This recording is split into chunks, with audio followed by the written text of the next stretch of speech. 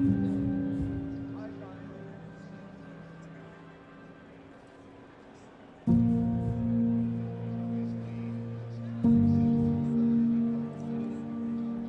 guys. 44 seconds till you go live. What do you need?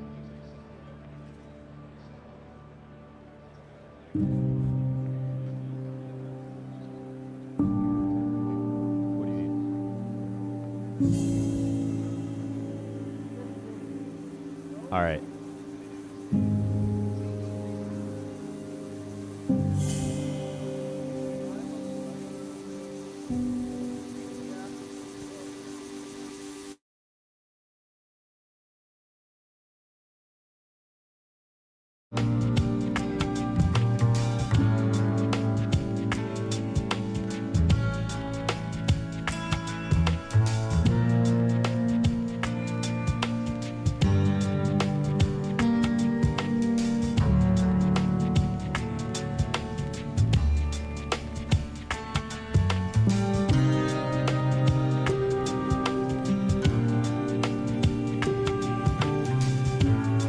Welcome, ladies and gentlemen, to DreamHack Dallas Finals for Brawlhalla.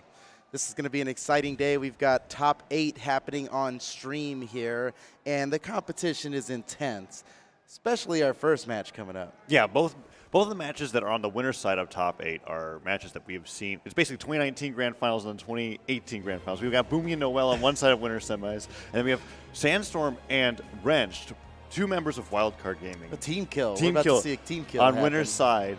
Not completely out of the bracket, they'll be on losers, but it's still going to be a very heated match because I'm sure that they've sparred together so much. And I'm very excited to see what it's going to look like when you're fighting against your teammate in one of the first and most important lands of the 2019 summer Brawlhalla season. It's going to be crazy here. Let's see what we've got going on in the bracket. Sandstorm versus Wrench going to be happening, like you said. Boomie versus noeL underneath. These have been grand finals of several different tournaments, right? It's crazy. We have no idea what's going to happen in this bracket. And then actually off stream, we have a few matches happening. Phazon versus Wilson's going to be happening. Simba versus iThrow. Remy versus Cody Travis, and Isadru versus Lil Capt. Those are all matches to get into top 8. Right. When he ended yesterday, just as qualifiers for top 12, anybody at the winner's side was able to get into top 8, but top 12 still has to be played out today. And they're fighting to get into that top 8 bracket to make sure that they can secure a chance at victory here at DreamHack Dallas. And it's going to be interesting to see who's going to be able to move forward and fight against each other to go against the loser of Sandstorm Wrenched or Boomie and noeL. A lot of tough opponents, and there are several players that we were expecting to see come out of. Not expecting, but like we wouldn't be surprised if they made it into top 12 that just aren't even in the bracket because of how fierce the competition has been here at DreamHack Dallas. The bracket's so stacked. Yeah. I mean, even in this top 12, we cannot guarantee who's top 3 going to be. We don't know, no right? Everyone's looking at Sandstorm to win the event. Of course, he's won so many 1v1 tournaments in 2019. He doesn't look like he's going to stop. And stop. the end of 2018, right? Right. The current world champion, proving that he is a world champion. And what's he going to bring out today? I think he was talking a little bit yesterday about playing characters other than Mordex. And I don't know what his strategy is going to be. There's $20,000 on the line today. I don't think anyone's going to be messing around. No, they're going to have either something actually prepared or just play what they know. He legitimately is just good at Brawlhalla. He can play just about any character and win. And to highlight that point, right, the Zol victory that he had on the online tournament, that was kind of like is this messing around? No, this is prepared. And now it's like whatever legend that he brings out, we just have to, and we should immediately assume that he's got that prepared specifically either for his opponent or for the tournament. Yep. We've been seeing mostly Mordex today. It wouldn't surprise me if he's played Mordex all throughout the bracket, but switching to something different, we're just going to have to wait and see. I know Boomie's been interesting. He's been playing Ember. A lot of Ember, actually. Yeah. Bo guitars. And originally playing primarily Diana, and it was interesting that he chose Ember because people would look at Boomie and say that as a Blasters player. I thought he was just messing around when I saw him practicing it off stream. But but he's not messing around. No, he's taking names. He's got the bird, and he'll use the bird. The neutral signature? The neutral signature on both. So Boomie versus noeL. That's CEO Dreamland. That's DreamHack Montreal last year. That's the grand finals of many tournaments past. Yeah, 2018, but now instead of grand finals, it's winners semis. It's like semis. It's like the loser of this goes into fifth. It's not even close to the top fierce. 3. So I think we're about ready to get started here. Players are getting up onto the stage, and let's take a look at these players coming up here.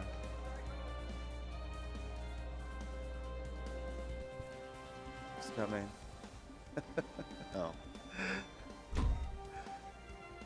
Check them out.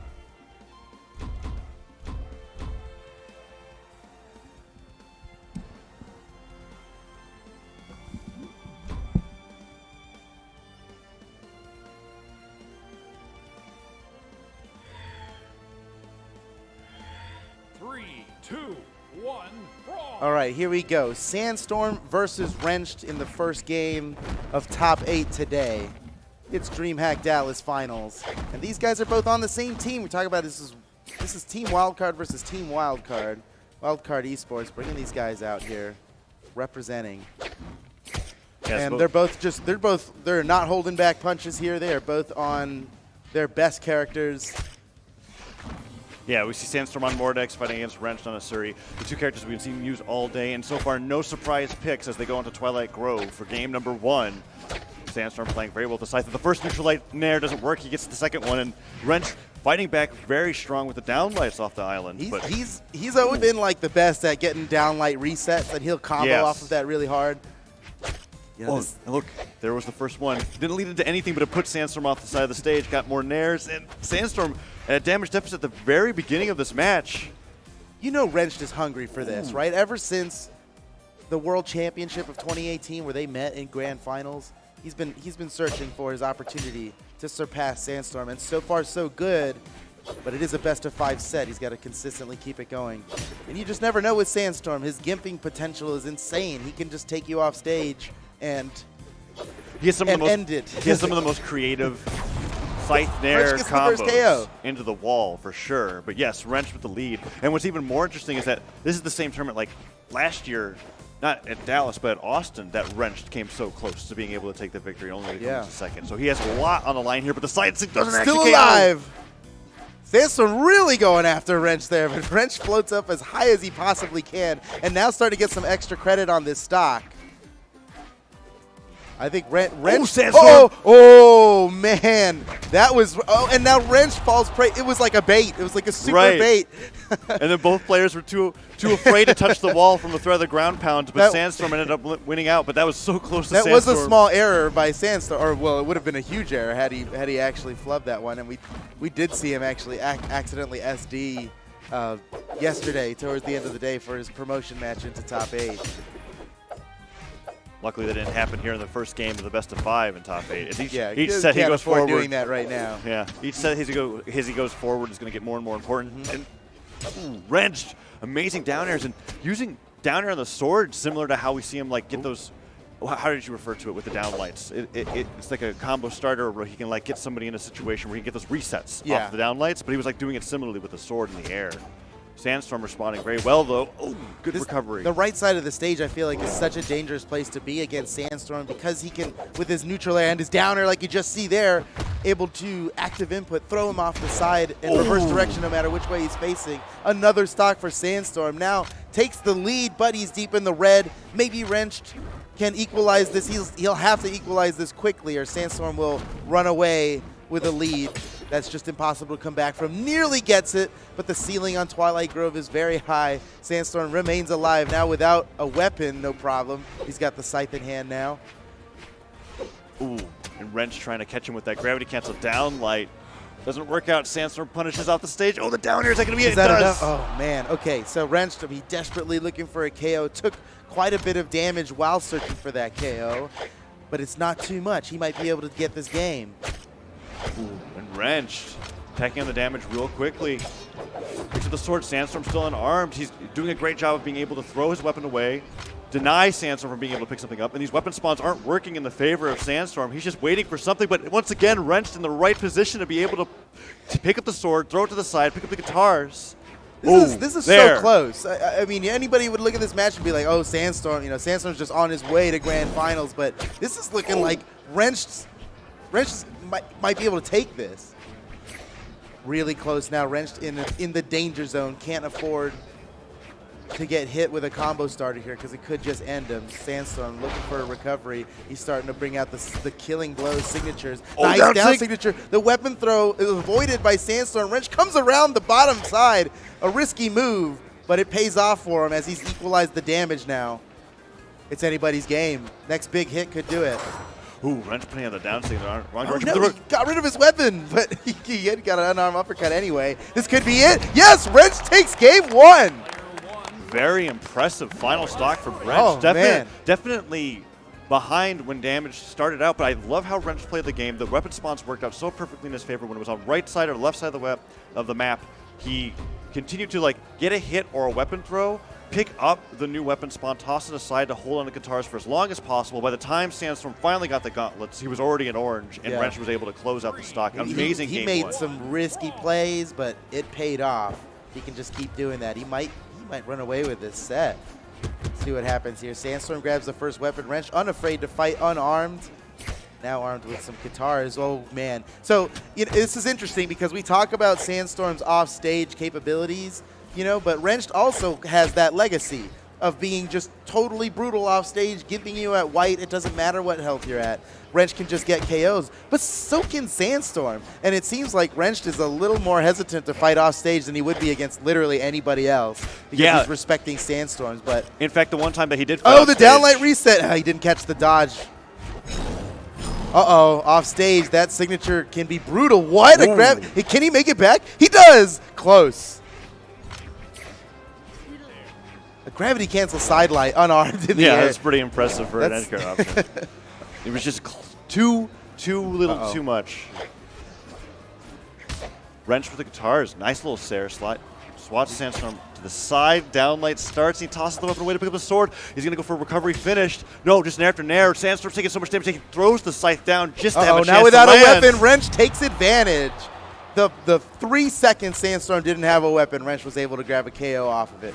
He stalls the weapon spawn a little bit, getting some damage on him while Sandstorm's unarmed. There's a weapon. Wrench using it to bait Sandstorm. Sandstorm needs to grab that weapon. Okay, he's got the gauntlets now. This is good. It's good for Sandstorm. But Wrench starting to get some extra credit on this stock. Wrench trying to find those downlight combos. There's one. Need a second one. Oh! Sandstorm's getting wise to the downlights, right? If Sandstorm just jumps every time Wrench lands a downlight, he'll be fine, right? As long as Wrench keeps going for these. Off the side. I think that's it. All right, Wrenched down to his second stock. He got Sandstorm to orange before doing so, but the lead's actually not that significant. It just depends on what happens in these next few moments. Oh. Off the side, he's still building up a lead. Whoa, the pretty unexpected move. We saw him do that a couple times at the World Championship, and I haven't really seen it since, but he's bringing it back. Dashing off the platform slightly. Get that traveling side signature from Asuri. Scary. Oh, that ground pound. Luckily, Wrench had very little damage on him because that could have been brutal. Needs a few more ground pounds than that if he wants to be able to secure the stock. Wrench is going for a lot of these. This could be it. Ooh, yes! There does it. Wrench has a significant lead now. This is huge for Wrench. He might go up 2-0 in the set. He's got to keep it going. Sandstorm always capable of taking somebody out no matter what health they're at. Wrench starting off with guitars just like he did in the previous stock. It seems like his plan to go for extra credit is a lot of jumping nairs or downlights. And even when you said Sandstorm getting hit by the first downlight is just jumping away from it, Wrench keeps him in the air so that he can continue to find even more of those downlights before he loses that stock. And Wrench can also mix it up, and we see him starting to do that. Because if he just goes for a recovery instead of the downlight reset, it'll land if Sandstorm only jumps. So Wrench is starting to, I don't know if he can make it back from this. He does! Sandstorm unable to get the edge guard on Wrench. Wrench still alive, but he hasn't dealt that much damage to Sandstorm. Take it back. He's starting to deal a lot of damage to Sandstorm. Oh my goodness, still with 2 stocks. Is today Wrench's day? Wrench is finding so many of these neutralites. The way that he plays when he's ahead of stock is phenomenal. It's like he completely changes the way that he wants to be able to fight against his opponent. Sandstorm is just not being able to deal with it as well as we would expect. Neutralite after neutralite. Wrench looking for the down stick finish, but Sandstorm has him off stage. Off stage is scary. Another nair. He still hasn't gotten all his jumps back. Okay. Whew. Wrench very clever with the dodge. Off the side. This is how he got the KO last time. Can he finish it up? Oh, got to be careful off stage. Sandstorm's fishing for it. If he can grab one of those nairs and reverse them off, he could end it, even though Wrench has an insane damage lead. Neutralite Sandstorm off the side once again. Wrench looking for the killing blow, and he finds it. Yes! Another one for Wrench. Excellent recovery kill off the top. Same way that they ended game number 1. And this is a 2-0 lead for Wrench over Sandstorm. And that is phenomenal. And we're just looking at him. Oh, Sandstorm. He's thinking about it. Does he just need to change the formula? You were alluding to the difference. Crowd's calling out characters for Sandstorm to pick. We've seen him win tournaments with noeL. We've seen him play Azoth unarmed into incredibly fierce opponents and come out on top. You know, what's his stat going to be? Check out these stats here. Sets won. That's the total amount of sets in any official tournaments. I didn't actually realize that Wrench has already have 2. They're actually pretty evenly matched in tournaments. Right. Unfortunate for Sandstorm that he has to come up against such a formidable opponent in winter semis. Semis right now, but that's how it goes. Oh man, Sandstorm really changing it up. I don't know that I've ever seen him play Mirage. It makes sense to me. It's got a Scythe. He's great with Scythe. I don't know. I'm not sure I've even seen him play Spear. This is going to be a surprise. Yeah, I'm wondering how his Spear is going to function. I was thinking about this, and I've seen players pick Spear against. There's been a lot of Qatar play specifically at DreamHack Dallas. Yeah. And it seems that Spear he quickly switched out for the Scythe. I think he just wants Scythe with different SIGs. He might be able to get that off. In 2v2, not as easy to just play one weapon, but in 1v1, you actually, as long as you got stage control, you can just get rid of the weapon you don't want and try and just grab the one you do want. But this is rare to see Sandstorm have a desperation character pick. Yeah. It's usually the other way around where he's experimenting, seeing what he can get away with in the earlier games of the set, and then when it comes down to it, he switches to Mordex for the win. Now it's Mordex isn't getting it done for him against Wrench, and he's got to change it up. So far, so good. It definitely seems that Wrench is playing at his peak today. Sandstorm without a weapon. Oh, what a risky ground pound. Sandstorm does not punish. And Wrench might get the KO. There's a very high ceiling on this stage. These guys have really been picking big stages. Not big in terms of the platforms, but big in terms of the kill box. There's really just a lot of room around the stage. Sides and top. Even more on the top in this stage. Oh, that side air probably would have KO'd. And Sandstorm interrupted, and oh, that's brutal. Oh, and the weapon throw. Wow. Sandstorm jumped right above him. I mean, that's like the earliest that down air hitbox could have hit Wrench. Ooh. And Wrench immediately equalizes. But the Mirage turns out to be very formidable. Yeah, Sandstorm doing well so far. The first time he's had a stock lead, really, against Wrench since game number 1. But even then, Wrench was able to take the first stock, and he returned it so quickly. Picks up the guitars, and he's denying weapon from Sandstorm again. There, excellent spawn. Picks up the scythe, and I love that pivot. Neutral. What an amazing string from Sandstorm off of just one nice sidelight off of the pickup of the scythe, and Wrench trying his best to return the damage, and now it's dead even, but the down lane, gravity cancel sidelight does not catch. I love that combo. Nice. Wrench seals it. That's a huge play. Wrench is one stock away from 3-0ing Sandstorm. 3-0ing Sandstorm into winners finals. Let's see. Sandstorm about to unleash his maximum potential here. And there's this spear pickup from the Mirage change.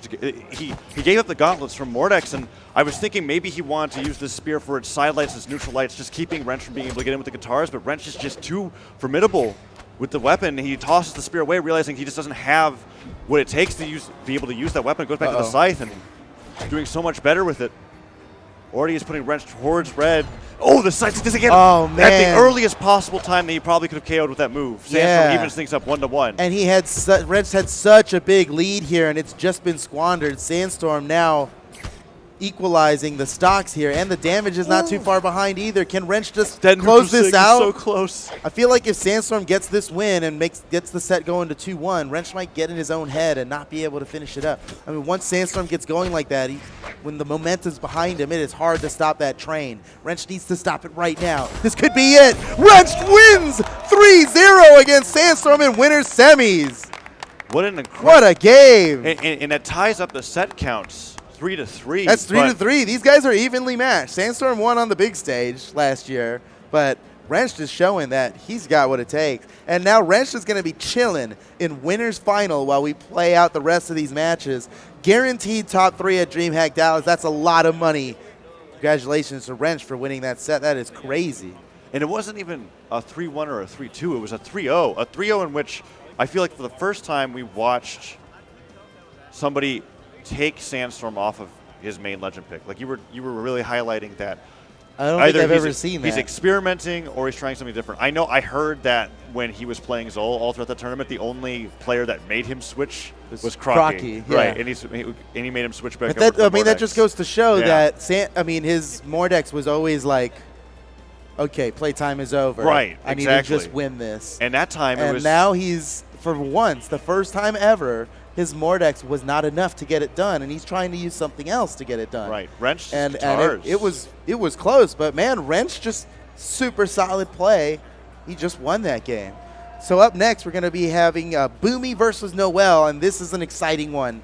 These guys have also met many times before in the bracket. And it's going to be even more Asuri play. I'm so curious. That would be so insane if we had Asuri Dittos in winners finals. If noeL wins this, winners final would be an Asuri Ditto. And noeL and Wrench have a storied history of having really long, grueling matches of them just going back and forth between how they play because of how different they are, but how effective they are with the character.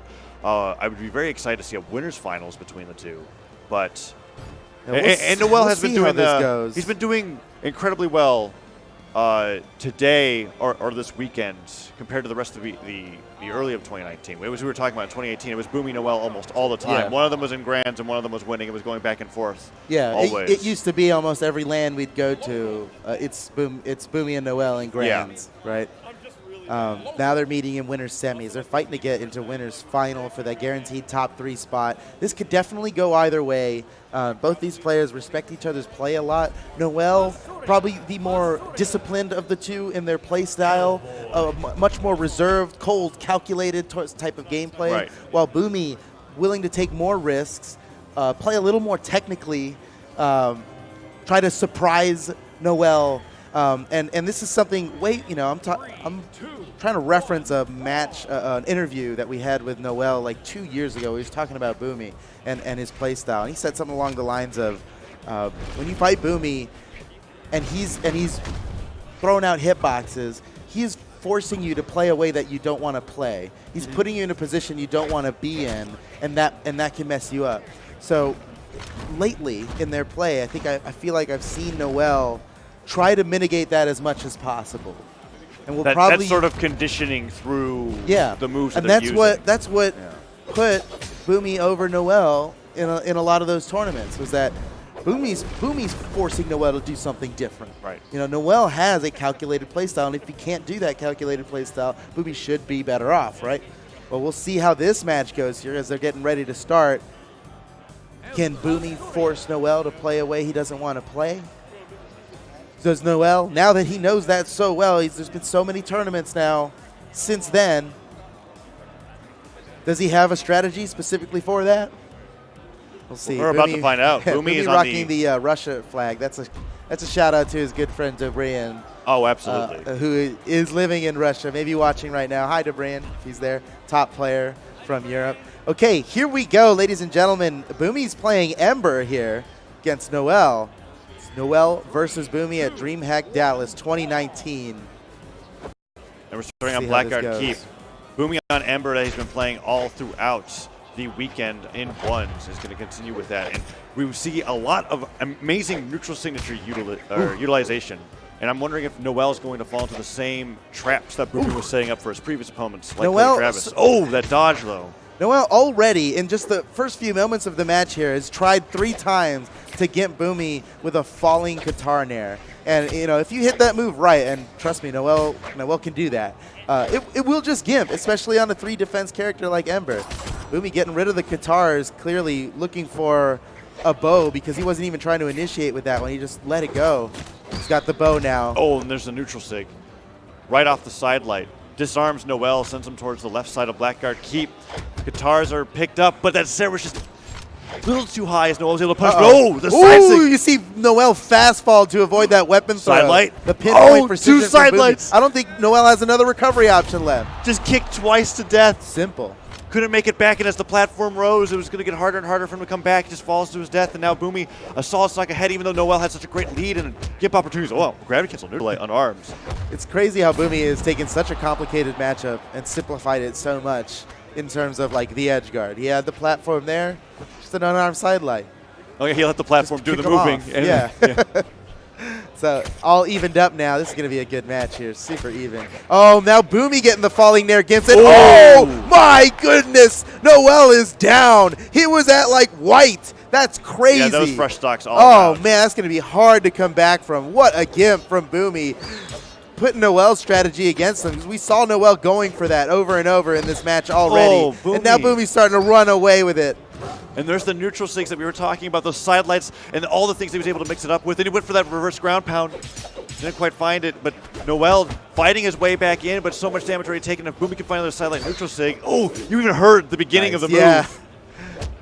So noeL looking like he's trying to slow down the match, and that is effective against a lot of players, but I feel like Boomie is, he does not mind what pace the match goes at. That dare nearly would have done it. noeL skates by, still alive. Whoa, unexpected. That's something that Boomie does. He does moves that are unexpected, because that'll catch you off guard. He's fought this matchup so many times. Nice ground pound by noeL, but I don't think Boomie can make it back.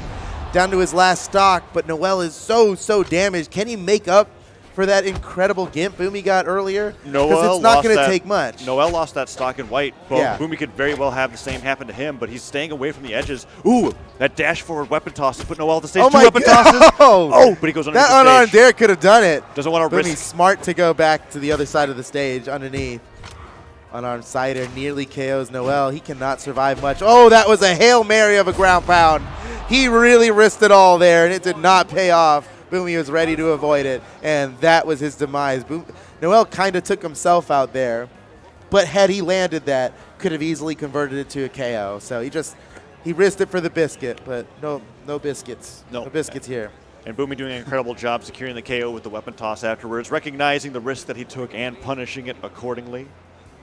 He's taking a little bit of a break for hand warmers. I'm curious what map we're going to next. Blackguard Keep, I wouldn't be surprised if we went back there. noeL, from what I saw yesterday, was repeating a lot of maps that he was losing on. But no, left it open, but Boomie... He left it open. noeL was ready to go back to that stage. But Boomie selects Shipwreck instead. Well, this might work well for Boomie. During noeL's reverse 3-0, it was all on the same map. Even though I was thinking you should stop going to that map, it's not working, and then he made it work, and it got really convincing. Oh man, Boomie with a long string to start off. But noeL equalizes very quickly. Trying to grab the weapon, Boomie will just not let him have it. Oh, nice spot dodge by noeL. Still gets punished for it. noeL has not grabbed a weapon. Boomie just keeps the weapons away from him. There's another one. Can he snatch it? Oh, noeL grabs it just in time. And now Boomie without a weapon. noeL taking advantage. Ooh, that side sig off the pickup bow doesn't connect, but he turns it around immediately into a bow recovery. That dagger was so close to sniping away noeL's first stock. He gravity canceled that one. What a clever move. Now noeL is extremely damaged. Oh, but he's got Boomie in kill range. Nearly gets it. Even 3 defense Ember able to survive that one. So it was so far on the other side of the stage. And this is another one of those stages that has a really wide kill box. It seems like neither of these players are willing to fight each other on a small stage. noeL gets the first KO despite having a damage deficit to come back from. Now he's got the stock advantage, and maybe he can get some damage off on Boomie before Boomie takes this stock. Since noeL is actually just one hit, a lot of different moves will just KO noeL at this point. You're seeing Boomie look for this. Oh, the double recovery, lots of damage. That only works at white. noeL knows exactly when to use those moves. Nice rising side air from Boomie, unarmed to get the KO. noeL got some damage off before going down there. Ooh, jumping side air from Boomie puts noeL off the right side of the stage. And he's waiting to get back on. noeL has a slight advantage, and Boomie taking a risk with that side lane, putting noeL to the edge. That dodge is gone. This could be huge. This is why Boomie picked Shipwreck. The less walls that noeL has, the easier time Boomie will have edge guarding him. And after getting that Gimp at white in the last game, he's probably feeling pretty confident about ending noeL's stocks off the side of the stage. Probably the less walls you give noeL, the better. Neutral stick not enough to KO. The really wide kill box on this stage, keeping noeL's Asuri alive. Oh! The classic. That is exactly what that move is designed to do. I've never actually seen it work like that, though, and it's so great. It's that rare, yeah. Because the down stick, it's a very particular thing. Boomie, when you see noeL touching it off and on the wall, and Boomie just waiting for something, he's counting the amount of touches before wall slip starts to activate and goes, this is probably when you're going to want to recover back to the stage. Perfect timing with the down signature. Okay. noeL got a hit off, not in the direction he wanted, but damage is damage. Off the side, can Boomie make it back? It's like no problem.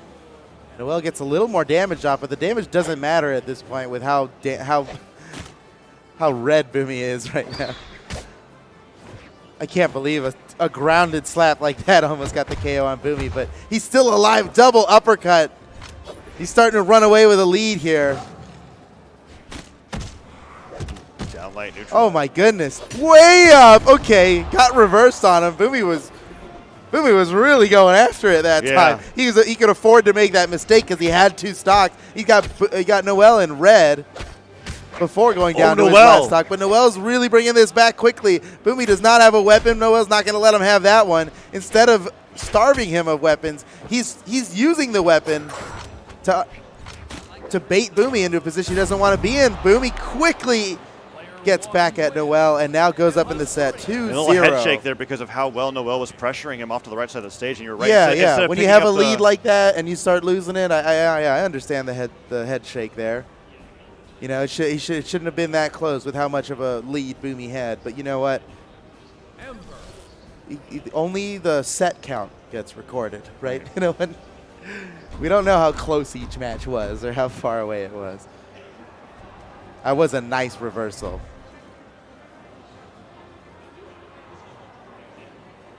Okay, going into the 3rd match here, Boomie just has to win one more to make it to winner's final, where he will face off against Wrenched, who's waiting for him. The guaranteed top 3 spots. But we've seen noeL reverse 3-0 before. This is the time to do it. Great little silent neutral sig. Silent neutral sig. Yeah, Boomie's been using that a lot. That's not true, is it? Maybe at low health. Boomie's always innovating.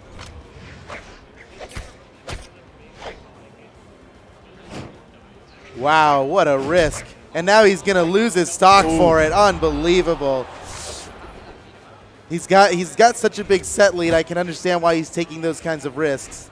But that's exactly what noeL wants. You know, he's always been a reactive type of player. And now pushing him off the side, Boomie's smart to go underneath the stage to the other side. Oh, noeL carrying him around the stage. Oh, man, now noeL's getting a huge damage lead. Oh, my goodness. Oh, a full stock ahead. noeL might be able to end this stock here and get a 2-stock lead. Not if Boomie has anything to say about it. Side signature sends noeL off the side. Boomie's in deep red here. He's got to bring this stock back before losing it. A little bit about what I was alluding to with noeL is that this last Shipwreck match was so much in Boomie's favor. Oh, Boomie!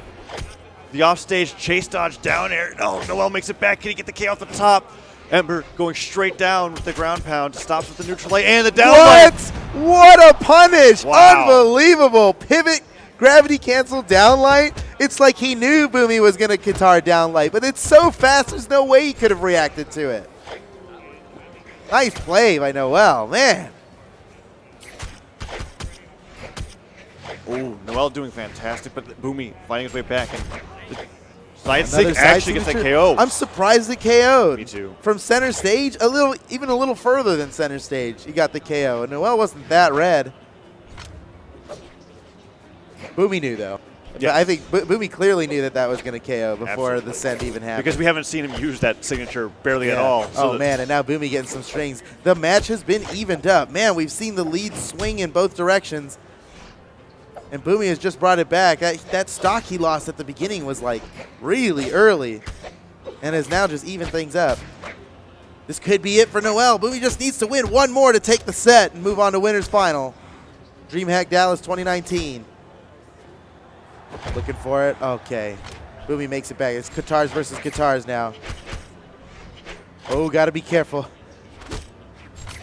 Boomie's making noeL burn his dodge before he wants to. Now without a weapon, Boomie starving noeL. This could be a huge. Okay.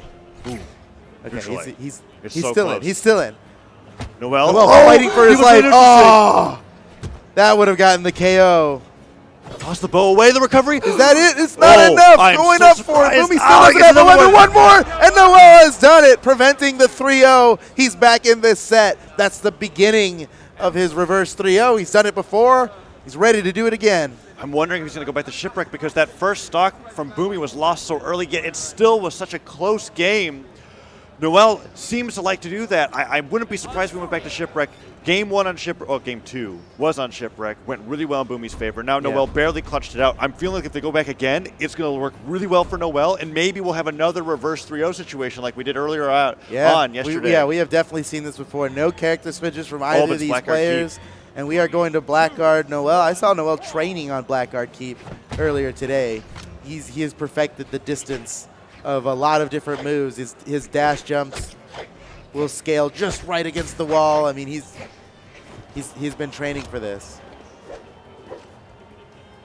So Boomie with the first weapon and noeL just trying to find one. There you go. He took some damage for it, but totally worth it. Nice weapon throw initiation, combos into it. Wow, unexpected side signature. And he's pushing Boomie off the side. Can he get this edge guard? No, but a lot of damage for it. My goodness. Boomie dive kicks early, trying to get back low underneath the stage. Dive kicks. Oh, he could get him. Okay, that was close.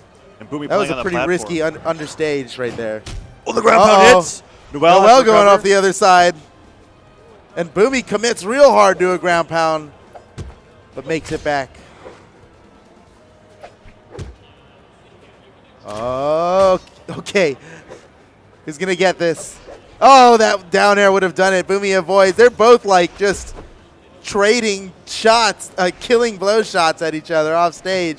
And now Boomie without a weapon is, oh man, the downlight dropped. He still got the recovery. Oh, and I slapped by Boomie to take the stock. He is very, very red right now. noeL could just equalize this instantly. Boomie knows it, trying to make noeL come off stage. There's the weapon. noeL's not going to be able to grab that one without contesting. Uh-oh. Oh, the double bow stare. That could have just KO'd him, even at white. And the neutral stick just out of nothing. Does weapon toss instead of the ground pound. noeL still hasn't taken his first stock off Boomie, and the downlight recovery puts him so deep into the orange. Boomie just trailing down the side of the stage. Weapon toss doesn't connect, and noeL's unarmed again. Okay. Downlight recovery kills Boomie off the top. Finally secures the stock, but not after a ton of extra credit from Boomie. Look how high noeL jumped to throw that weapon. It delays the next weapon spawn, is why he does that. And now he's starving Boomie, but Boomie is just fine without a weapon. There's another one. Boomie grabs it before noeL even has a chance. Oh, that was so cool. Being able to dash off the platform and then using the side stick, gravity cancel off the side of the stage. Brings noeL towards a very deep amount of red. The damage near to be able to he KO. Charged it. He charged it. That little timing mix-up was all the difference. Connects onto noeL with more force than usual. Gets the KO, and now he's nearly a full stock in the lead. And since he is up 2-1 here, this could be it.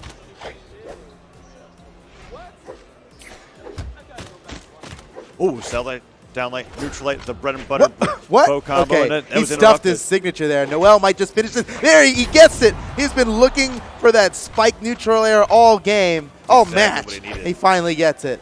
Boomie and just in time because He had his back against the wall there. Now Boomie without a weapon.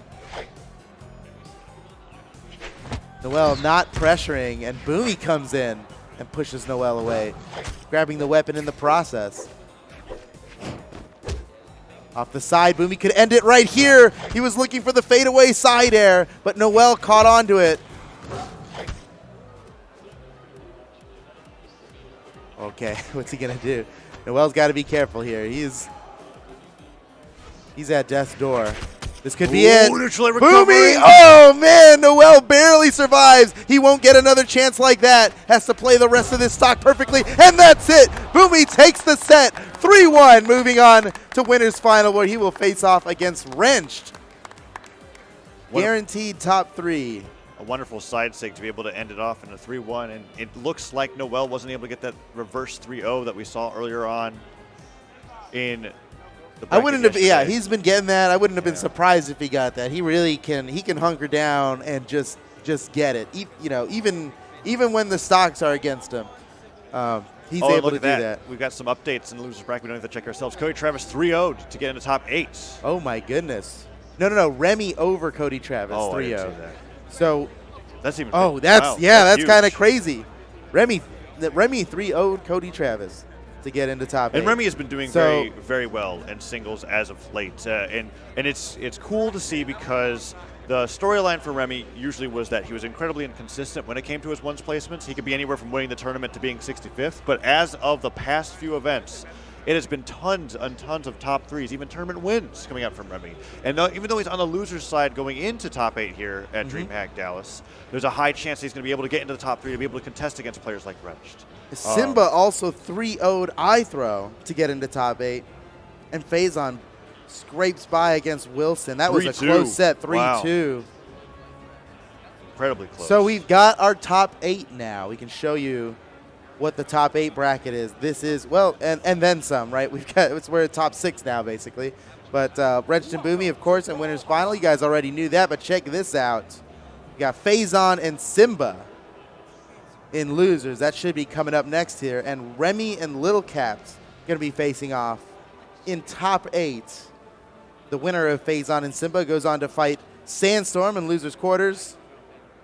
And that's going to be coming up next here. Faison versus Simba. And then we got Remy versus Little Cap, who will go on to fight noeL.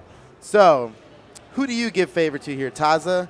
Faison or Simba? I want a totally biased answer. Who do you think is going to win? That's what's interesting, is that I wanted to see what the set count was between Faison and Simba, because I don't think about, I can't think about many times where these players have encountered each other in a best of 5. When it comes to just legacy, I would just give it to Faison 100%. But Simba's shown that he can take sets off of anybody at any point in time. Yeah. There's that really famous, well, now famous set count to me about, because we talk about the rivalry between Simba and Boomie, but when it was shown the sets that they've had, Simba's had that 1 set over him, while Boomie is now at 8. And it's thinking about, like, even though that it's such a huge disparity, he still has the ability to be able to take him out. So you got to be worried about that. And Phazon's been interesting. He has picked out quite a few different legends, represented the ADA, and we saw him get backed into a corner where he had to go for a little bit of a desperation pick, similar to what we saw Sandstorm do before he lost 3-0 to Surrender. And there it is. The set counts are very close. So, yeah, totally tied. And they're near each other on the global power rankings as well. It could even, and this is like a strange best of 3 in sets. Whoever wins this wins the set 2-1. You could look at it that way. But so I agree with you here. I mean, favor historically, just looking at the data, Faison should have this, right? But we've seen Simba. You know, you look at the top 8 finishes and the earnings, the differences in those, and it's lower because Simba hasn't been around as long. Right. Right? So you got to be worried going up against Simba, who just 3-0'd his way into top 8 against iThrow, who we've seen dominate his opponents throughout this tournament. 3, 2, 1. So you got to be, even if you're Faison, you've got all the ability in the world, you still got to be worried about someone like Simba, who we've seen, you know, we describe him as like the fastest reaction speed. Right. Right. He can stand there and spot dodge whatever you're about to throw at him, get a huge punish off of it for him. And that's when players start feinting their attacks and baiting out that spot dodge to punish him for it.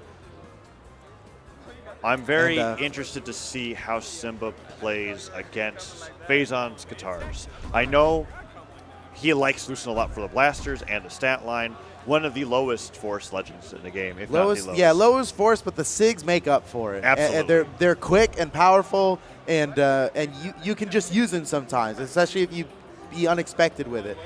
Simba versus Phazon. Going down right now in top 8. Let's see what happens. Small Brawlhalla, that's where Faison liked to go a lot earlier, because also with how amazing and how early signatures can KO from Lucian, when you're on a map like Small Brawlhalla, we don't have to worry about those huge blast zones that we saw in the previous game. Simba, however, could take just as much of an advantage of that, but that recovery, trying to chase him up with a nair as well. Faison with a really good start, but Simba now returning his own strength. Oh, that could have KO'd. Simba's lucky to be alive. That was right up on the kill line. Staring him off the left side of the stage. Gravity cancel downlights from Faison into a lot of, we already saw 2 of those into recoveries, looking for a third perhaps. Dash forward side light won't clip onto Simba, and Simba with the D-Light recovery will put Faison really close towards the top of the stage, and Faison with as many cool blaster combos as he's gotten, Simba's just gotten way more damage. I want to say Phazon's the only Lucian in this whole tournament. Has to be, yeah, 100%. And that might work to his advantage here, because Lucian can be good. Oh, there's that neutral sync, but Simba was ready. Jumped up and fell at that side. It was the reaction times that we were talking about. He's so famous for in the pummel. Is that going to be enough? No, Phazon dodges in place just to stop the momentum. Oh, the weapon throw. Oh, what a genius play, Simba. 5 million IQ. That worked so perfectly. He tossed the weapon up, and as the weapon stays up, it got an airtime multiplier. The longer it stays in the air, the more force it will have when it lands. Perfect play by Simba. Man, Phazon tried to wait the last second, but with how it was thrown, there was no avoiding it. Because if he had blasters, he would have been able to wait a little bit longer, because the recovery sends him straight upward and a little farther. But because he had guitars, he actually could not wait. He just made the wrong decision to wait. He might have been able to zip in, hit the wall, and come out in time, but then he has to deal with Simba's edge guard. Just a great trap by Simba to force that situation. And he's taking so much damage from the downer to it will. But he already was put into orange before Simba was able to lose that stock. Yeah, so some good extra credit from Simba there. We'll see if Faison can bring this back. Simba's looking for a weapon. Phazon's not going to let him have it that easily. But he dive kicks his way into the weapon. Now with a sword, let's see what Simba can do here. Off the side, this is good damage for Simba. Whoa! Betting it all. Phazon. Oh, my goodness, what? Phazon nared and then didn't. I'm not sure. I don't know what happened. I guess he just didn't maybe chase dodge up. Yeah. Maybe he was not facing the direction he thought he was, because you can't chase dodge backwards after landing a hit. But he's making up for it so fast. He's got to do a lot more than that, though. Simba's got a full stock lead. Yeah, as he continues these blaster strings and putting out as much damage as he can. That grab pound would have connected if Simba slid up on the stage, but he wasn't quite in the right position for it. Faison. Ooh, Simba uses his dodge in the air, but he can't find these neutral. He's pivoting back and forth. Simba's trying to grab him from beneath under the stage. There's a recovery, but it was a little bit too late. Simba punishing with the nair. Tosses the weapon aside, picks up the sword, and Faison dares the ground. Leads to nothing.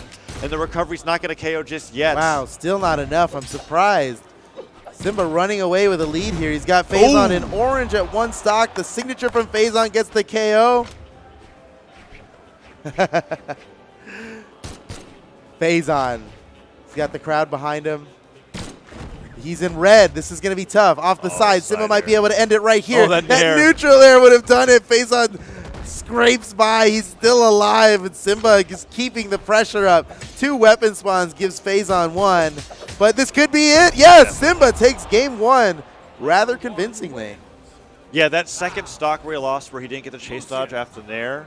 I'm not sure if the nair hit or if Phazon's opponent Simba dodged through it. Yeah. Look at this weapon top. Yeah. Oh, man, perfect. What a play. Phazon just could not wait any longer. So he nairs him, and then he chase dodges up. Oh, he chase dodged up. But his jumps were already gone. Yeah. Yeah, he couldn't go for that nair. He had to just get back to the stage with his chase dodge. So all right. See, oh, no. Okay, Brawlhalla was banned out. Where are we ended up? Maybe Miami Dome? I didn't see. Okay, Great Hall. Let's see. 3, 2, so no repeat back to Small Brawlhalla. Faison staying on the Lucian for game number 2. We saw before when he was down 0-2, he switched over to the Ada. That's possible. It was looking really close until that second stock happened, but Simba is trying to recreate the gimp from previously. Yeah, it was looking like the same thing was going to happen. It's like, all right, super even here so far.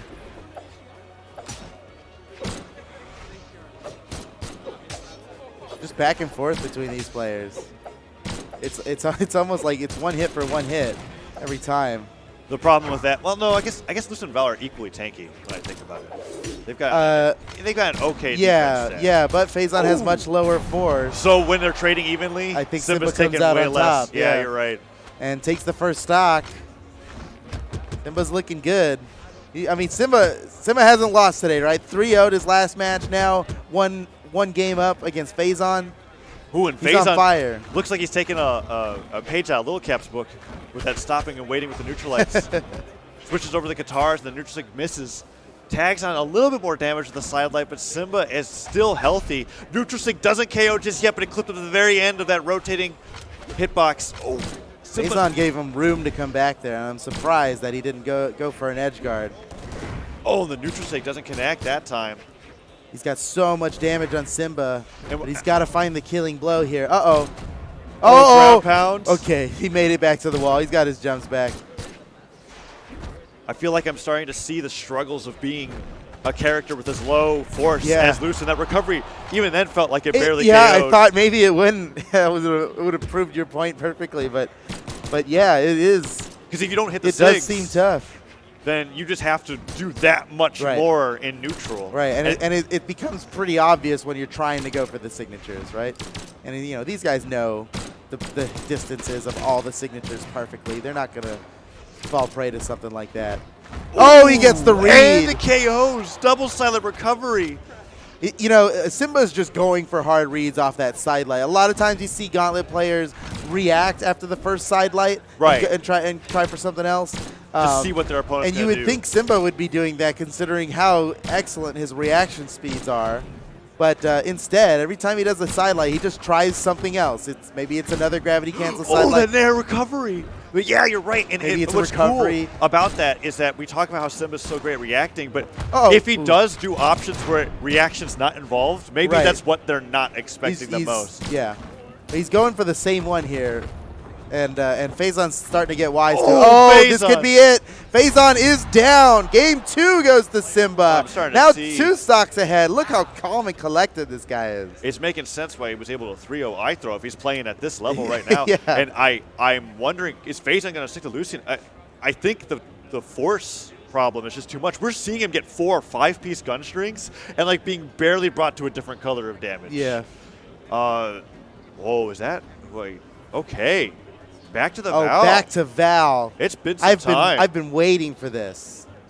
He's unlocking beast mode. And this isn't just you play Val, I'm going to ditto you thing. Phazon definitely has an established He was always Val. He was, in fact, the Lucian is a little, well, it's not, I guess it's he's also pretty old school. Historically played before he dropped Lucian. the doctor tag. But I expected Val from Phazon. He wasn't giving it to us there. Maybe trying to avoid the mirror match, and now he's like, you know what, mirror match be damned. I'm going to go for this. And Let's why see not? if Back this is against the difference. wall. What a hard read. Simba just deciding to ground pound in neutral, actually going all the way to the ground. You never see that. No, but in exchange for that, Faison was able to get the first weapon and starting off a little bit. And he tries to go for his own shuriken throw. That was the weapon throw. That was pretty crazy because that ground pound would have gotten him. Now it's gauntlets versus sword, and they'll just say who's going to jump at me first, and they're just like, I guess that's not going to happen. Going back to the center of the stage, Faison at a slight deficit to Simba after Simba was able to get that double down air gauntlet string, and Faison with a nice little recovery combo. The ground pound so hard punished. Can he make it back? He can't. Luckily, Simba was looking for that chase dodge. He had no other option, but Simba got away from him before he can get it. Now Simba's in red. Sometimes the best edge guard is to not be close enough to your opponent so that they can hit you. It is an important skill to know, to be able to estimate when they're dead and when they're not. And it's hard to tell sometimes. There's a lot of recovery options, you know? You got to keep track of it. Simba still attacking on the damage. Why not go for a risky ground he can make it. Faison can make it before Simba. The recovery to the KO too low. If he got the down air like he wanted, it definitely would have KO'd. Simba's still alive, now getting some extra credit on this stock. Look at all the damage. Man, Simba. Another Sair? Faison looking for downlights and neutral lights. That downer's not going to KO. It's not going to do anything. Okay, but, well, he's so damaged that a neutral air near the stage gets a KO, even on a map like this with such a high ceiling. Man. Phazon's got his back against the wall right now. He cannot afford to lose this. We're in losers. Whoever loses this is out of the tournament in seventh place. Phazon fighting for his life. And nair misses, but he gets a down air on the way back down, and Simba is just going for the weapon because he wants to switch over the gauntlets, or is he just trying to get Phazon to go to that side of the stage? He does. Neutral light from Phazon pummels Simba off the side of the stage, and the Sair, interesting interaction with the side of the stage. The Shuriken does not connect. Simba just dodging back and forth, jumps off the platform, and Phazon, amazing dodge from Simba to be able to get that punish, and the recovery on the Phazon puts him in the orange. Phazon's finding a little bit of damage here and there, but that side sticking to weapon toss. That weapon throw nearly got Phazon. Phazon right to dodge upwards, stalling his recovery, stalling his wall touch because Simba was going for the ground pound on the side of the wall. But Phazon is so damaged on this stock, he's got to equalize here. This is the start of it. Nice combo with the dribble. And now he has totally equalized the damage, but there it goes. Just like that, one recovery from Simba puts him in the lead once again, and now Phazon's back is really against the wall. Let's see if he's on his final. He's on tournament stock, and I can't believe that didn't KO. Simba has to have some sort of hidden 10 defense, because I swear I thought it was elusive, but honestly Phazon's just so close to not being able to KO. That DI recovery will do it. I'm like, this one has to do it. And all right, here we go. One more stock. Phazon's got to get this one to stay in it. Who knows what'll happen afterward? But if Simba wins, it's all over for Phazon. Whoever wins this moves on to fight Sandstorm in the bracket. Phazon looking for the combo stars. He's finding the nairs. There's that side air. Another nair. Oh, ground pound. Can he make it to the other side in time? Yes! Simba still hasn't touched the wall. Oh, man, that weapon throw covered him perfectly. Phazon got a lot of damage off those ground pounds, forcing Simba underneath Twilight Grove is such a great thing to do. But Simba with the Sair's Phazon, the one jumps. Oh, the side stick just a little high, but the weapon toss point blank stops the ground pound. He keeps doing that. He has so much faith in his upward weapon throws to cover his recovery. Ooh, that wake up gravity cancel downlight recovery puts Phazon towards KO percent. And this is risky for Phazon, and that's recoveries. It. Simba wins 3-0 over Phazon. And another 3-0 under Simba's belt, looking so great on Sunday here at DreamHack Dallas. 3-0s over iThrow and now over Phazon, and we were talking at the beginning of that. He still hasn't lost today. He's on fire now. So now he's going to go up against Sandstorm after our next match here. Oh, man. And he could not be any more primed to fight Sandstorm. So now he's 2-1 in sets over Phazon, and we were talking about how we both thought Phazon was favored to win that, and he didn't even take a game. He didn't even drop a game. He didn't even drop a game. That was amazing. I mean, so now he's so ready to fight Sandstorm, right? Because not only is he now 6-0 today and has never experienced defeat today, Sandstorm has only experienced defeat. He got 3-0'd by Wrench. Right, he hasn't taken actually a game yet. So so now he's down in losers. Like, I got to bring this back. And he's got all the momentum behind him. But before we see that match, we have the other top 8 match. The loser of that getting 7th place is going to be Remy versus Little Capped. Bodvar from Little Cap versus, well, I'm trying to think of what Remy's been really playing today. Koji? Koji? Yeah, it's been Koji. I think it'll be Koji. We'll have to see. Remy's got Remy a few versus options. Little Caps. The Little Cap's definitely going to be Who do you think's going to win? Oh, Remy, 100%. Remy? Yes. That Remy, was a quick answer. Remy has been playing phenomenally, and as much as I love how consistent Little Cap's Bodvar is, and maybe this is the caster's curse of top 8 at DreamHack Dallas, because I'm going to maybe every person I predict is going to be the opposite, but I think that Remy... Is that the meta? Do you actually think Little Cap... Oh, do I actually think Little Cap... Do you want Little Cap to win, so you're saying... If I say Remy it, there's a paradox. gonna... I'm thinking about what would have to happen, and I can see a scenario where Little Caps does beat out Remy, and it reminds me of what happened at the Mountain Dew Amp Game Fuel tournament, which was when Remy was looking unstoppable, and then Ethan completely changed the pace of the game and was able to end up taking that best of 3-2-1. Little Cap does have tools in his arsenal to where he does play that way, and it's not uncharacteristic for him. There's a possibility that he could take off games from Remy and then be able to win the set, but my gut's telling me that I agree with your gut. Remy we got Remy tweeting out here. Simba on land. Simba on land, yeah. Simba on land is pretty crazy. I mean, so far so good for him. Maybe this is the one where he wins it. Remy seems to think Wrenched is going to be the one winning this tournament. There are a lot of players that have yet to really taste that sweet land victory that are very close to being able to do it. Wrenched is one of them. Simba as well. It's so sweet. Remy's been there before. He's won so many 2v2 lands. But has he won a 1v1 land? I don't think so. Ooh. So there's a lot of not up and coming, but first times for a lot of these players that have been doing so well for so long. We see Little Caps. Lil Cap. So Lil Cap playing for Rectify Esports, going up against Remy playing for Lazarus Esports.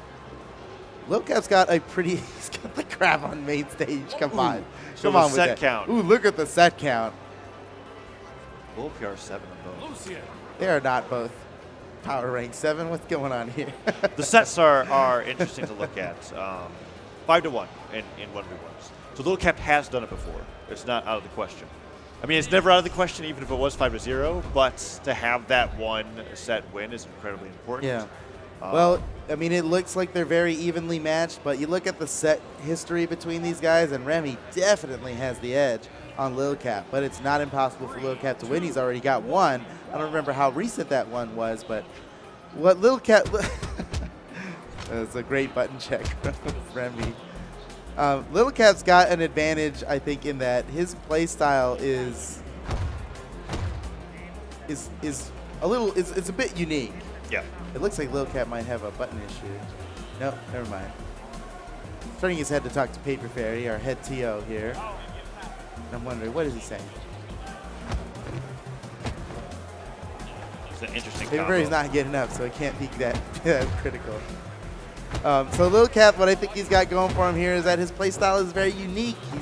He's just different than a lot of the other players. And that can mess you up, man. Yeah. It's kind of weird sometimes when your opponent just stands still. And he also does like the thing here where he like inches forward and stutter stops. Yeah. And he'll stomp into nothing. He'll stomp like into weight, and that like he gets huge punishes off of that because if you burn your dodge, that's what he's waiting for. And what's scary is that from a standstill position, you can still dash jump Sair on hammer, and you just lose your stock at red if you're trying to recover. But there's the Koji that you mentioned from Remy that you'll be playing. Oh, in the yeah, Bode totally bar. playing some Koji here. Base skin Koji for Remy. He's got every skin and every color at his disposal here. He's going with base skin. All right. Mammoth Fortress or Shipwreck Falls? Where are we going, Lil Caps? Can't decide. Okay, we're going to Mammoth Fortress. And here we go. Lil Cap versus Remy. DreamHack Dallas 2019. Who's going to win this? It's a best-of-5 set. Ooh, Lil Cap finds the first weapon and already opens up the sidelight. Now Remy goes with that ground pound, nearly jumped into a weapon toss. Lil Caps with the sword continues to deny Remy, and he tried it again, but Remy, picks up the weapon, but gets hit by the weapon on the way back down. 2 ground pounds from Remy on the way back down from getting hit upwards, already punished, and Lil Cap with the D-Light Sair sends Remy back off stage where he wants to keep him. This is a nice damage lead for Lil Cap here, this sword ditto. And Remy's sword, I mean, Remy has been sword like forever. Right, if he was to play any other legend, it would probably be Hattori, which also is a sword legend. So overpowering his sword is a big deal for Lil Cap. He's got Remy in red. Not too far, though, for Remy. He still could take the first stock here pretty easily. Ooh, that neutral sig will get him closer to it. And damage starting to even up here. Remy goes for the killing blow, but Lil Cap avoids, and there it is! Side signature from Remy as Lil Cap lands on the floor. Gets the first stock. Using the Koji bow to snipe Lil Cap, whether he's dodging above his head or in front of him. Was able to take out that first stock despite such an explosive lead from Lil Cap. And now Remy with the bow. Lil Cap tries to go for a weapon toss combo and is immediately punished as Remy dodges above it and smacks him around with the bow. Another Nair connecting, just keeping Lil Cap above. Lil Cap finally gets a dash forward weapon toss, but it doesn't lead into anything. And the Nair actually KOs on its own. That's unusual. You got to be really damaged for that weak Nair to KO, especially so close to the stage as he's falling. But Remy got a nice damage lead with that stock. He could convert this into a stock lead soon. sword fight comes back into play. Only this time the damage lead is in Remy's favor instead of Little Cap's. Ooh, that side stick came really close. Will Remy rack up the damage on Little Cap the sword and then switch back to the bow? Sidelight puts him off. And jumping Sarah from Little Cap. D-Light down air. But Remy! Returning fire with the down airs. These guys are dueling. The damage is so even now. Oh, the down Wow. What a spot dodge from Remy. Oh! These guys are like mirroring movement, right? Oh, my How God. unexpected Remy. from Remy. And we see that's like the hopeful usage of the down stick from Koji. Yeah. It's pretty hard to hit that Yeah, move. never gravity canceled like that. Toward the outside, maybe coming outside in. But it's that unexpected property of the attack that works so well for Remy. Lil Cap didn't see that coming. Nobody saw that coming. And Remy secures the lead again with a stop there, and that's Wow. it. Bread and butter Little Caps. Okay. 1-1. 0-0 in the set count, 1-1 in stock. This is as even as it gets. And there's him juggling the weapons, talking about what you did earlier. Is like, as long as the weapons are in play, it delays the next weapon spawn that much longer. Remy found the sword regardless. Ooh, weapon toss. Gets the nair. Another nair. Can he get a third? He's juggling. Ooh, he downlights in the wrong direction, and Remy punishes. We were seeing so many of these sword exchanges just go where it looks like you'd think one player is the only one doing the damage, but they'll get their two-piece string, and they'll return it, and they'll just go back and forth. Ooh, the scoop. Remy didn't jump into it. Still super even. These guys are just back and forth. Well, who's going to be fourth when when we're at red? Lil Cap could end it with a side air here. Oh, what? The reads? The reads, and he had the taunt ready. He charged And that that's a neutral read. stick. How unusual. Oh, man. This, Look at was it this. a slide charge? Look And at yeah, this. it was slide charge. And he oh, the paw man. of the bear. It wasn't even the hammer itself. It seemed like it was more like a miscalculation on Remy's part, thinking he was so familiar with the hitbox that he could dance just right around it and be safe, but he ended up falling into it. Little Cap takes game one in this best of 5 for Remy. The caster's curse is looking real. Yeah, this is your fault, Phazon. Little Cap, however, doing so well. That neutral sig was the first time he threw it out, and despite some really cool KOs from Remy with the side sig and the down sig on sword, Little Cap still won game number 1. Oh man, Remy's coming back with a vengeance here, though. Man, he got Lots of Lil nairs. Cap in red, and he's hardly been hit this stock.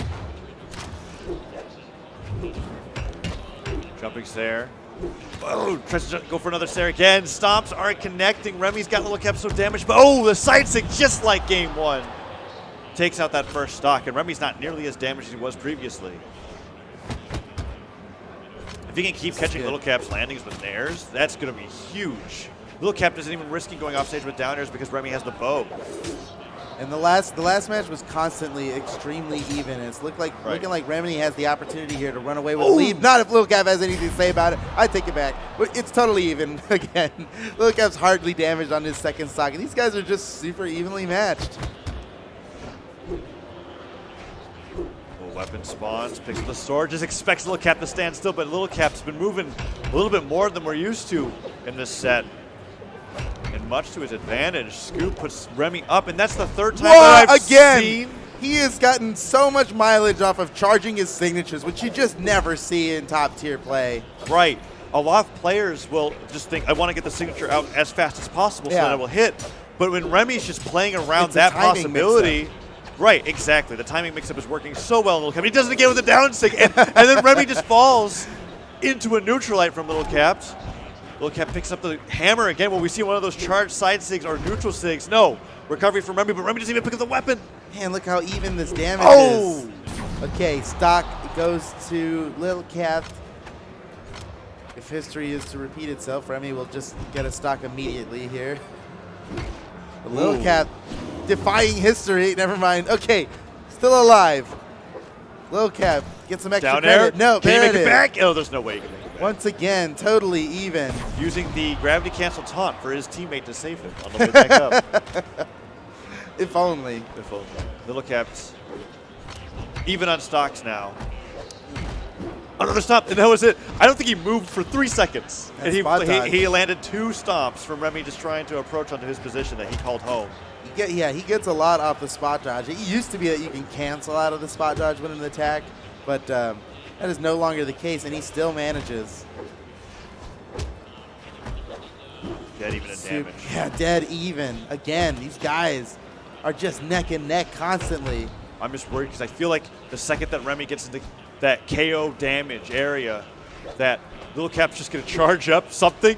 Yeah, this time it'll be the down sting. Oh no! Uh-oh. Is that it? Can Remy make it back? That's it. Lil Cap takes another game by the skin of his teeth. So close. He's got his crab buddy up there helping him out. I think Remy needs to start respecting these charge signatures. They're destroying. Yeah. And now a 2-0 lead for Lil Cap, something that I never would have expected. The tournament history, the set history, we never would have predicted this from that. But Lil Cap is playing phenomenally, and Remy just can't figure out how to get the KOs. We're seeing him get like 7, 8 bow neutral airs in a row, and then the only KO he gets is at the start, the side sig. Let's see if he changes that up. Already juggling Lil Cap above him, but as we've seen the previous 2 games, it doesn't quite matter how the damage is done. It just matters how the stock is lost. And Lil Cap's so calm about it. You see him in the player cam on the bottom left. He's just chilling. Also, you know, you can't see his hands because he is one of the few controller players here in this DreamHack Dallas top 8. So for all you controller players out here, here's your hero. He plays with an Xbox One controller, and he actually uses light attack to pick up. Oh yeah, that's right. We're seeing that on the screen. He is your king. In red now, Remy ending his reign. Still alive though. Now without a weapon, Remy might be able to what? Avoid that down. This could be it. A stock for Remy and a nice damage lead as well. This is the biggest lead we've seen in this match. Yes, completely. Absolutely. And Remy seems to be wanting to extend it even further. With that just in time. I mean, this is the time to do it. He's got his back against the wall. About to get 3-0'd by Lil Cap if he doesn't bring it back on this game. And it looks like, wow, he really is bringing it back here. Lil Cap opted not to charge that side signature, and Remy was able to dodge it perfectly. 2 recoveries. Oh, and that's what I was talking about. Whether it's the bow neutral air or the sword neutral air recovery, Lil Cap's been falling onto a lot of Remy's repeat moves and getting so much damage stacked onto him. There's another neutral air. Lil Cap is a very grounded player. Oh, he caught him with the side sig. Now 2 stocks ahead. This is ridiculous for this matchup. We've never seen a 2-stock lead.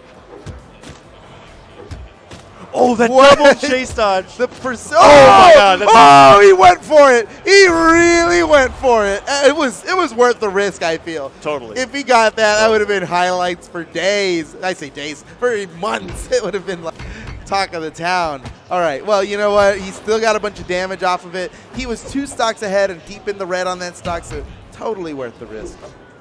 Lil Cap's returning some damage despite that. Few scoops coming out.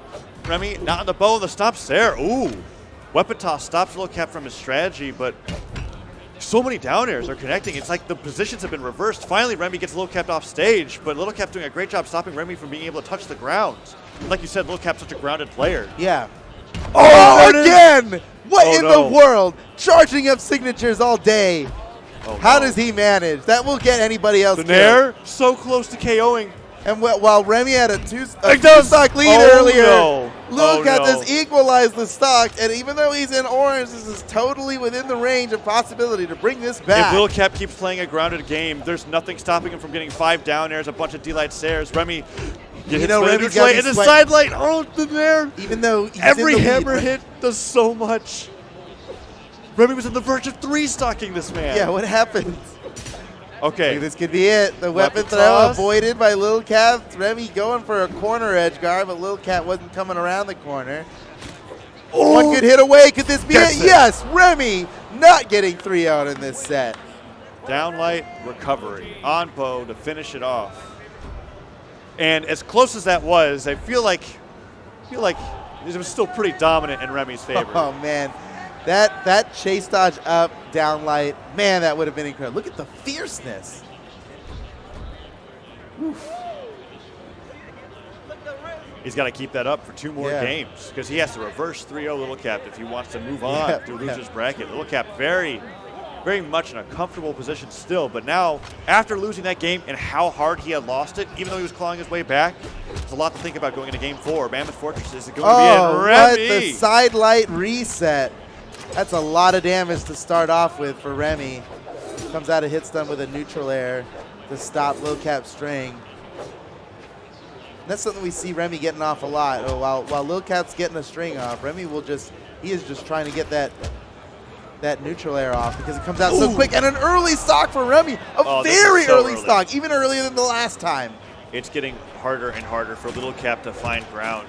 The few down-like combos he gets, Remy just wakes up with the neutral air, and he does so much more. And these side lights are finally connecting, countering that ground game that we were talking about that Little Cap has. And he goes forward for a stomp, down light. Side light stops Remy for a little bit, and that nair connects. 3 more nairs like that, and Little Cap keeping it up. But oh, Remy's so quick with being able to tag out these bow attacks. He's got a full stock lead now. Remy is, even though he missed the second hit of the down, and once again, 2 stocks ahead. The spot good dodge. thing this is a best of 5 because Remy would have been out 2-0. Absolutely. And just like that, he has made the adjustments he's needed to. He didn't change characters. He didn't change his playstyle or anything. He was just playing better, not falling for Lil Cap's tricks. And was that a taunt? I think so. Oh boy. Was that a mistake, or is that a power move from Remy? I think it was a mistake. It looked like a mistake. But yeah, you were right. He's making the right adaptations in that, like we were talking about how Lil Cap does a lot of those spot dodge stops. Only that time when he tried to go for it. That's no! it. What? Oh no. The 2 stock lead squandered in an instant. How so could close. this be? This suddenly became one of the closest matches that we've seen so far in the That's set. so crazy. How did this happen? It keeps happening. Remy gets a 2-stock lead, and then it ends up being neck and neck. Well, you know what? He's just got to reset his mental.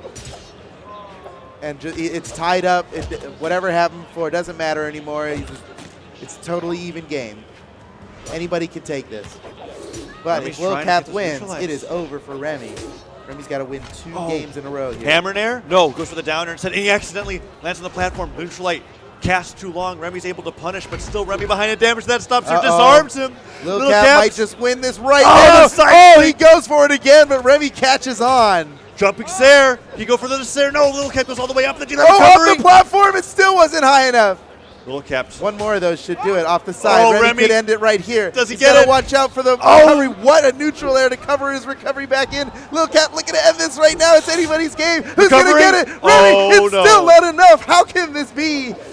The dash forward neutral light. Fast falls to avoid the weapon throw.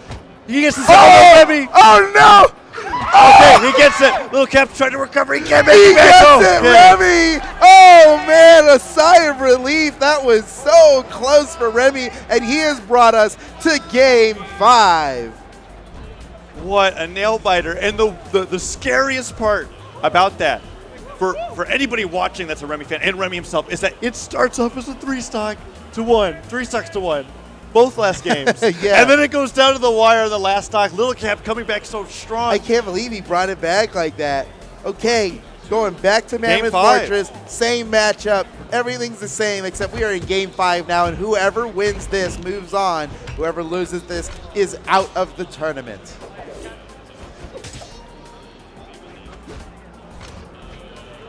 Weapon toss connects, and Lil Cap with a small lead. But Remy just getting those repeat neutral lights.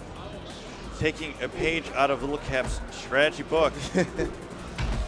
Ooh, with a stomp Sair, pivoted. Brings Remy to deep orange. Down air on stage will put Lil Cap a little bit more in the damage zone, but Lil Cap seems to be very confident holding on the center stage of Mammoth Fortress. That side stick was inches away from being able to take out Lil Cap's first stock.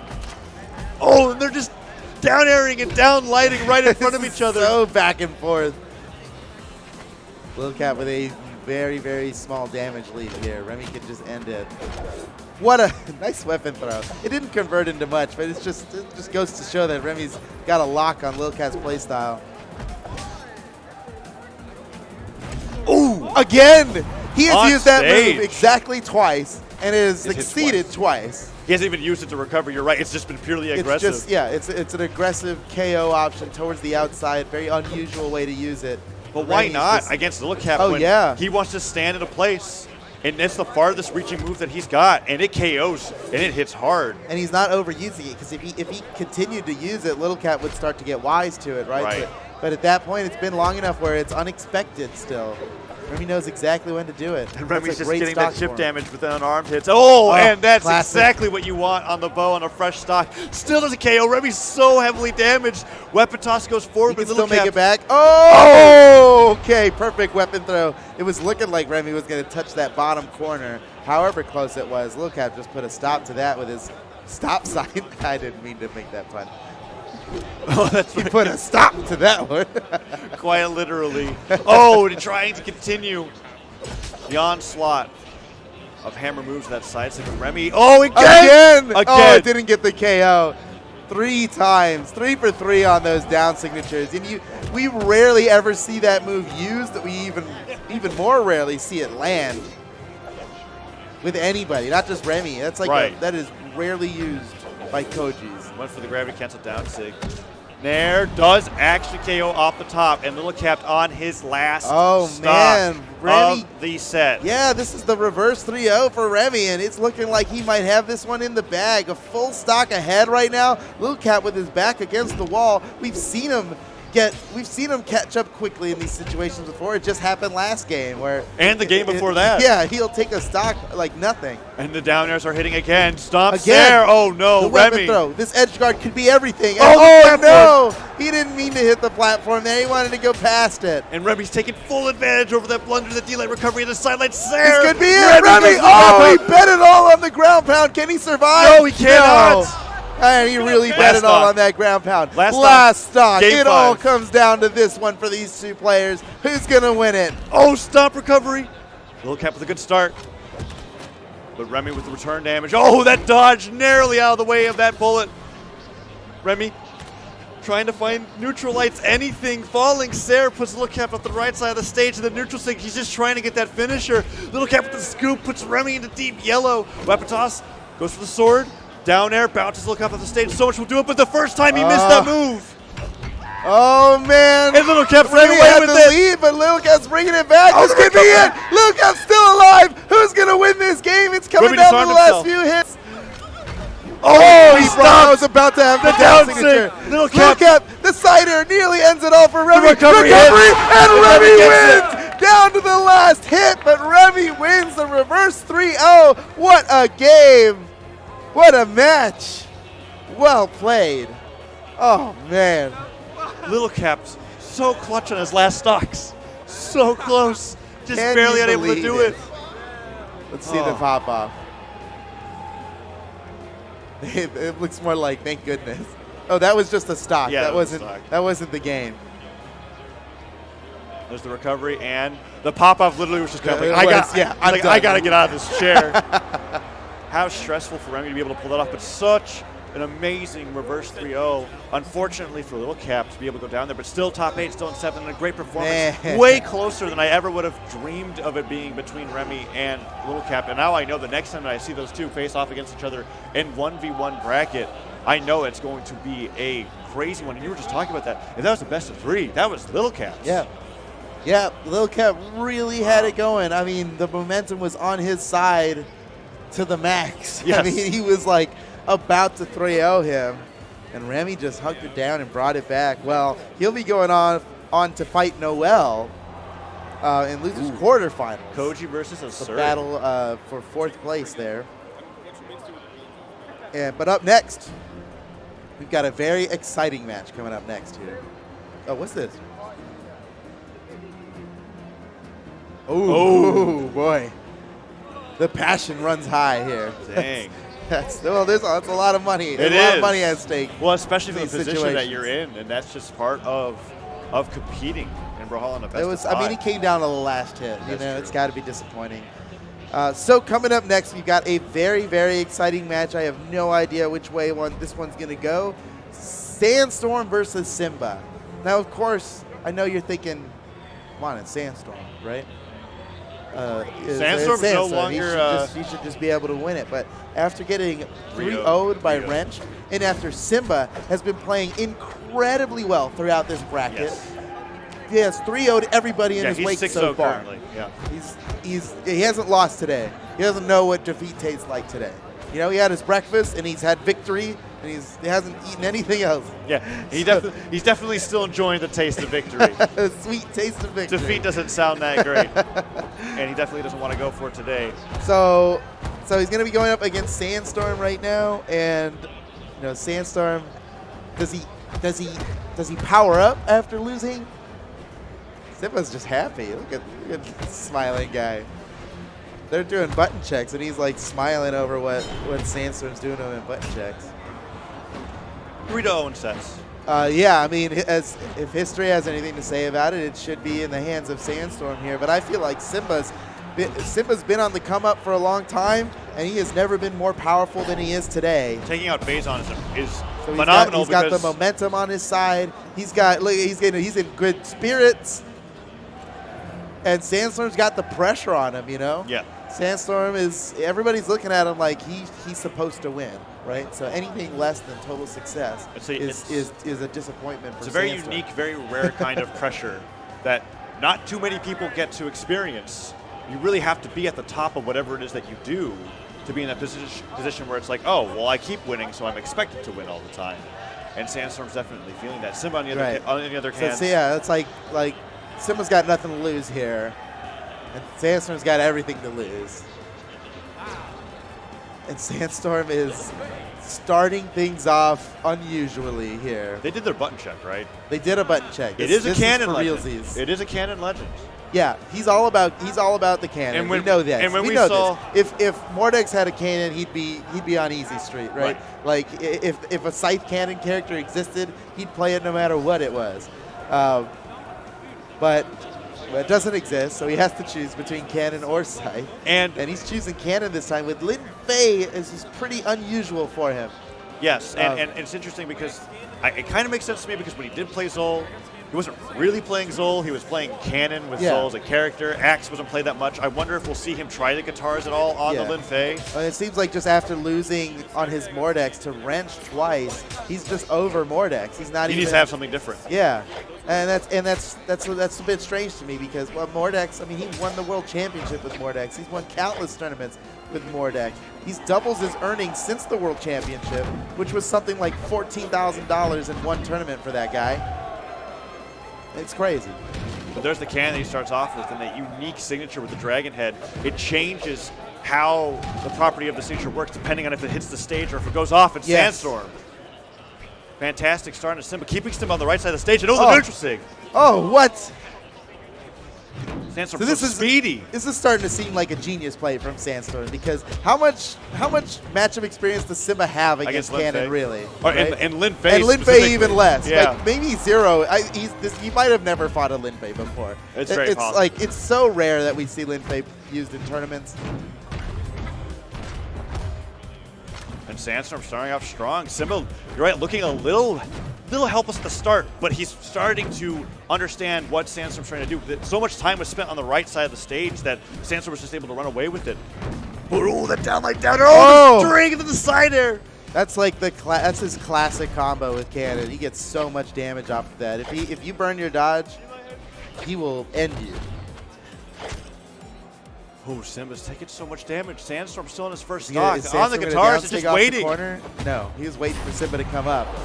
But Simba got him for it. So, evening up the stocks, but Simba has a bit of an uphill battle on this stock to fight against. Sandstorm with a pretty good lead. What? The side singing in neutral. It's a pretty slow signature. Unexpected for Simba. Nearly gets the weapon toss on Simba. And no! Doesn't need to. A slight miscalculation from Simba. Ends his stock early. He definitely could have grabbed the wall there. The pressure might be getting to him. And now Sandstorm a whole stock ahead. Will Simba be able to perform like Lillicap did when he was on his final stock? Starting off strong with that neutral sig, but Sandstorm, they're kind of going back and forth, and that's not what Simba's looking for. There's the nairs, 3 in a row. Oh, good for Simba. Sandstorm, so heavily damaged off that string from Simba, and the down airs continue. But Sandstorm manages to break free of that pressure, finds the recovery on the guitars, and now brings Simba closer and closer to KO. Once again, Sandstorm waiting on the corner. Oh, he's trying to be unexpected. That was definitely unexpected. Whoa! I've never seen that combo. Oh man, he's playing for the highlight reel now. What a play. That was so unusual. We need to get the instant replay on that one. Look at this. Yeah, I want to see what he did. What a crazy move here. I've never seen this. Double downlight. Downlight, jumping into ground pound. A ground pound. Falling there, and kills then him, and now he's just like, this and then Simba's cool. like, you know what? I'm gonna get credit for this side. Yeah, even though he couldn't get anything off of that. Okay, game 2. Sandstorm in the lead, just a bit. And this battle, winning this is guaranteed 4th place here. Whoever wins this will go up against the winner of noeL versus Remy.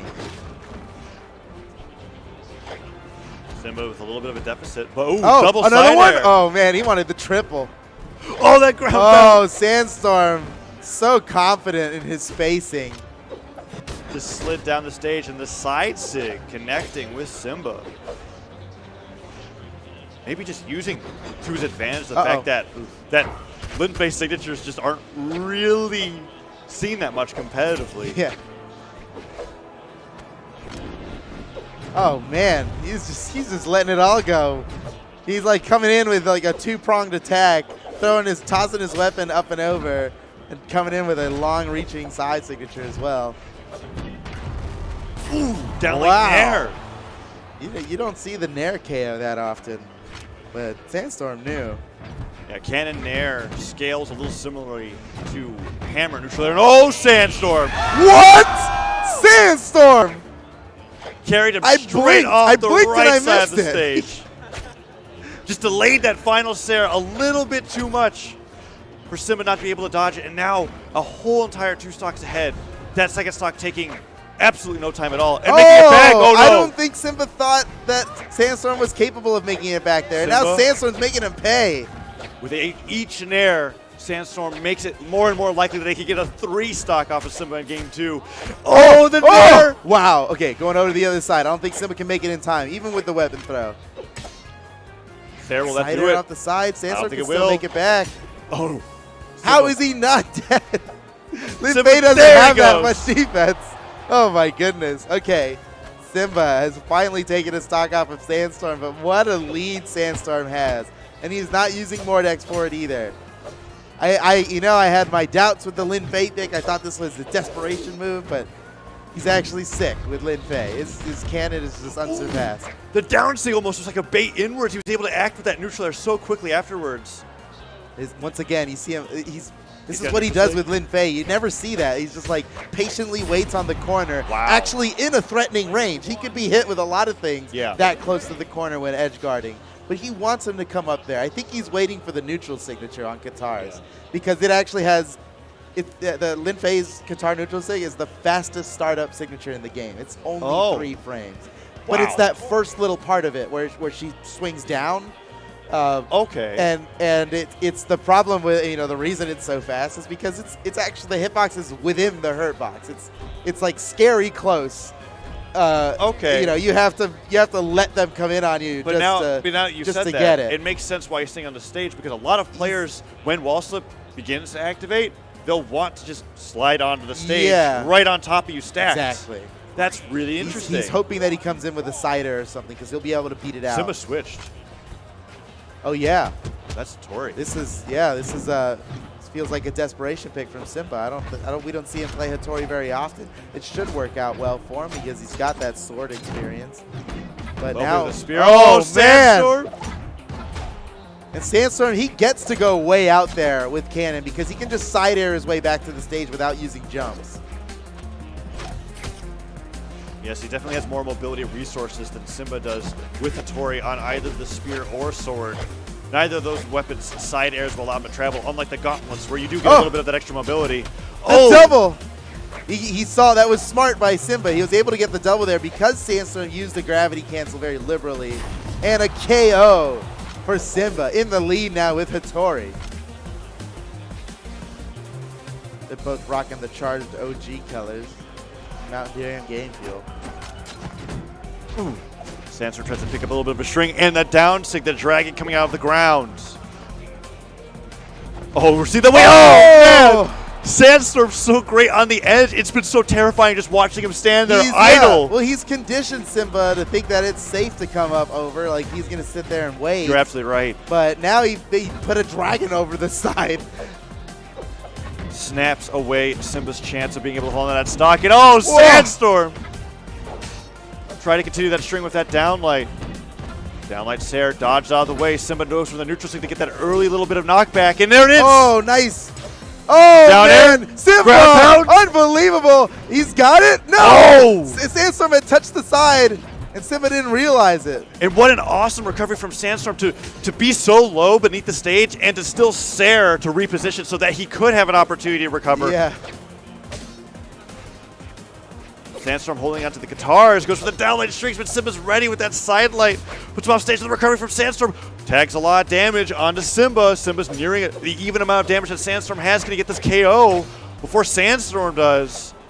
Sword dares aren't going to do it. Downlight and anything else. That neutral light, almost does. It's amazing how long. What? Oh, no. Totally turned around. What? I can't believe Sandstorm converted that into a KO. That Sair was so close. Oh, man. Yeah, because the Sair was so close, there's two hitboxes on the guitar side here, right? He got the lower one that spikes very far downward. Simba equalizes the stocks quickly, but he's got his back against the wall here because Sandstorm is up 2-0 in the set. He just has to take this one stock off of Simba, and he will move on to the losers semifinals. Ooh, Sandstorm starting off strong. Nice little neutral light into downlight. Simba's poking away at him. Neutral light. Oh, he chase dashes forward, but Sandstorm is ready. So close. He's just trying to down air him from the platform above, and Sandstorm's not willing to go up and fight him there as well. Cannon's picked up, and he's trying to stare back, but nice Simba's batting him away.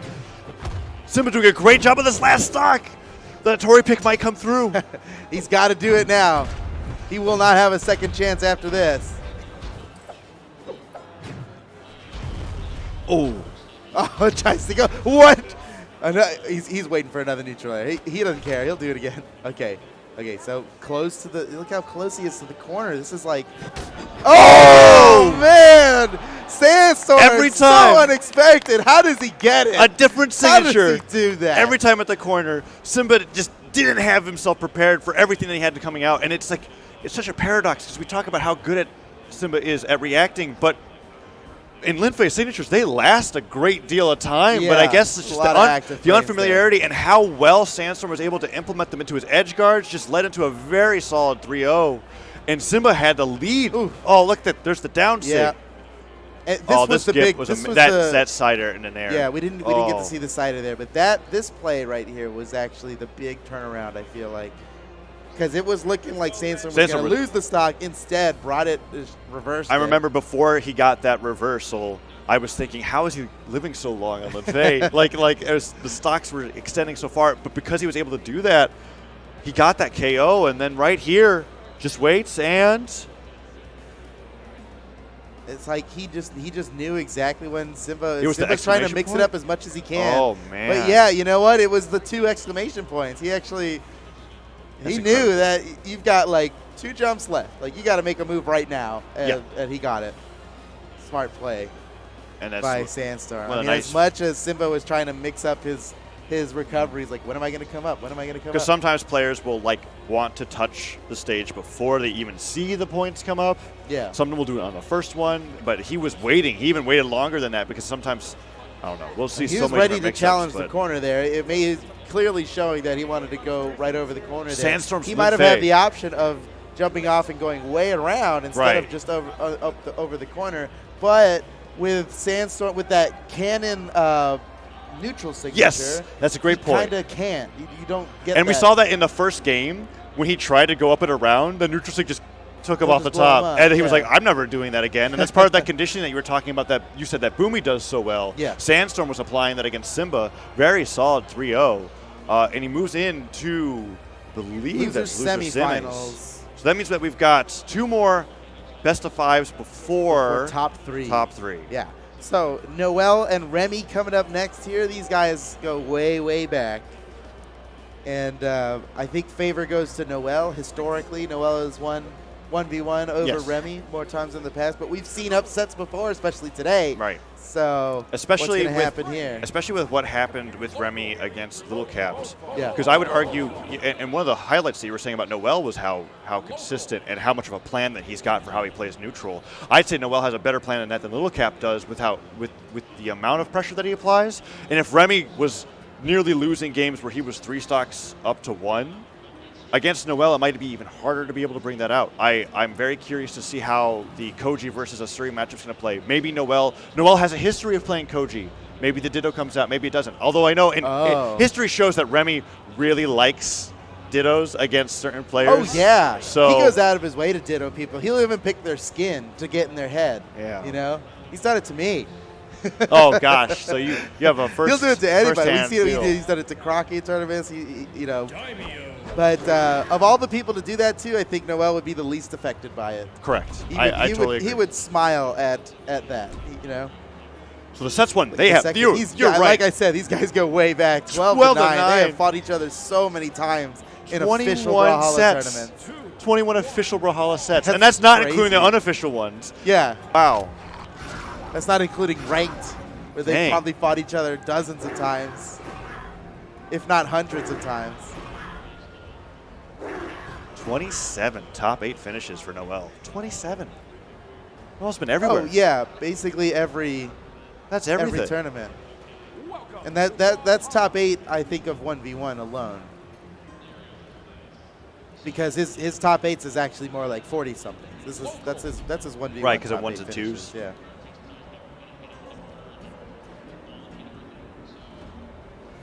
So noeL, he's got look at the Astro headset just sitting there because noeL doesn't even want sound. He's listening to music.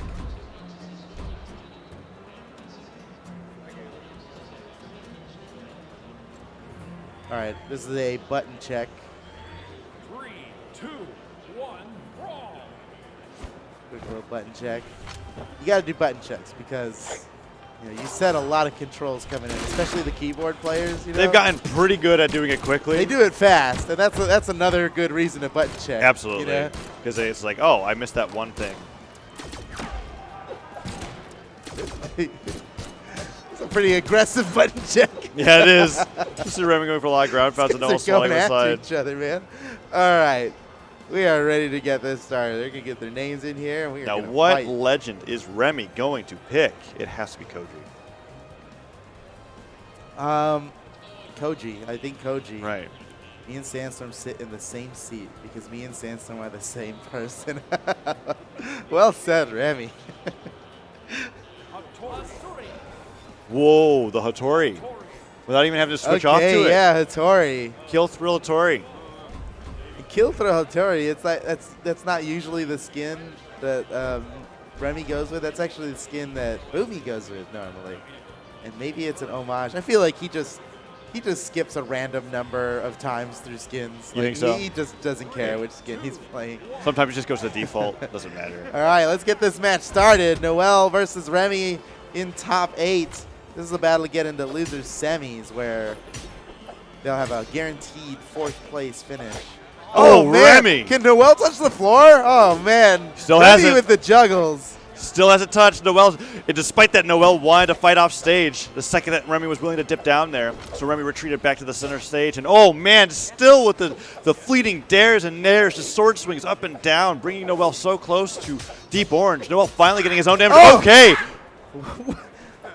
What a dribble, man. That was unexpected. Lots of damage there for noeL, but Remy claps back real quick. The teardrop weapon throw nearly ends noeL. The air time on that one would have gotten a lot of force. Ooh, that side stick dodge. Spot dodge. Great spot dodge. Ooh, nice little neutral sig. Disarms Remy. Now The they're first both stock with can the go red. either way. Oh, and no. Doesn't take him off the top. Shipwreck falls blast. Oh, Remy, what is it Unexpected. with Koji or Hattori? Same style The down signature. signatures, yeah. The But that one is used very differently because instead of covering a bunch of distance, it actually feints backwards a bit. Right. He's made great use of that. Off the side now, Remy avoids the killing blow, but he's in trouble now. Fights his way back onto the stage through noeL's edge guard, only to be ended immediately after. Downlight recovery, standard finisher from it's basically like, okay, I've done this much damage to you already. I'm just going to get in really quick with the downlight. The unarmed downlight, gravity canceled or not, is really nice to hit because of how many moves it can lead into if you're fast enough. Yeah. Damage and stock's very even right now. Side signature. Remy's got him off the side, but noeL touches the wall. There's not much wall to hang out on, though. Oh, noeL. Okay, that was a little risky there. Without recovery options, he went real deep there. Remy could get it right now, but noeL back up top. The downlight reset, lots of damage for noeL there. Ooh, and oh no, side signature punished by another side signature. And Remy stalls the weapon spawn, snatches that. Okay, well, now no one gets any weapons. Ooh, downlights back and forth. noeL doesn't want anything to do with that. Oh, the double side light D-light. Oh, he's trying to go for the double downlight. But yeah, he didn't catch his dodge, so noeL was able to get out of that one. Off the side, Remy doesn't have much left. Makes it back anyway. Ooh. Jumping nairs aren't catching noeL on the way back down, and noeL's chasing him all the way out, even using the recovery early to get that side air. Amazing edge guard from noeL. Very rarely do you see players actually use their first, because the first recovery is the best one. You could exchange your jump charges for other recoveries, but to use the sword recovery that deep off the stage to get that side air, very bold from noeL. Neutral light claws up Remy a little bit longer, and the neutral signature from Remy goes wide. noeL slide lights forward, dodges out of the way of that neutral signature, has him off stage, goes for the falling nair, but Remy returning with the edge. Oh, the weapon toss alone is enough to do it. Remy wins game number 1 as noeL falls off the bottom of the map to a simple sword throw. Dipped a little bit too deep for the nair. Those falling nair, Qatar nair edge guards that you were talking about that noeL likes to go for so much, we're going to see. He just missed it, and that was it. Shipwreck is just too small. Yep. Yeah, noeL needs a little bit more wall than that, but look, unafraid to come back to the next stage. He had the opportunity to ban it out, but he left it on the table because he's ready to come back here and prove that he can do it. And he's done that in the past, right? Even when he got the reverse 3-0 earlier on in the bracket, it was on the same stage over and over. noeL. Nice spot dodge. Gets the punish. No, not big damage, but... Side sig. Ooh. Remy avoiding that second dare. The lifesaver. Oh, he's in trouble. Oh, perfectly timed neutral here. That is hard to do. He needed that. Otherwise, that sword was going to spell Because, yeah, noeL was coming down with a guaranteed KO. Dash jump nair sends noeL flying high, but doesn't get the KO just yet, and that is an nice easy punish. From noeL. That's a big damage punish there, the ground pound. Nair, side sig, barely catches him with the last swipe. But Remy answers back, taking the first stock now against noeL. And this is good because he is ahead by a stock. I mean, he's ahead by a game in this set. Yeah, Remy definitely doesn't want to get into a situation where he has to. I mean, he's already avoiding having to 3-0 in the lead because noeL didn't win game 1 on like captain. That ground pound on the way back down actually works as a landing and lets him held on the stock a little bit longer. Silent neutral sig, no, but noeL doesn't punish. Downlight doesn't hit. Remy gets a downlight recovery. Jumping Sarah. noeL's only finding down airs in return, and the recovery from the stage, not even in the middle of the air, KOs, and noeL works his hardest to be able to deny the next weapon spawn. Remy now even on stocks, and noeL, oh, dive kicks out of the way of that neutral signature. Great job from Remy to avoid extra damage. noeL's clawing his way back in with the guitars, and yeah, noeL he's basically evened it up now. Remy still has the damage lead, but not that much.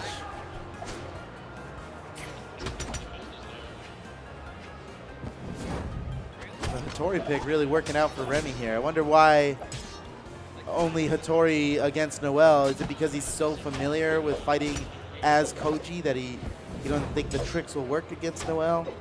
Whatever it is, it's working out for a nice down air. That is guaranteed. A nice KO from Remy, sending noeL down to his final stock.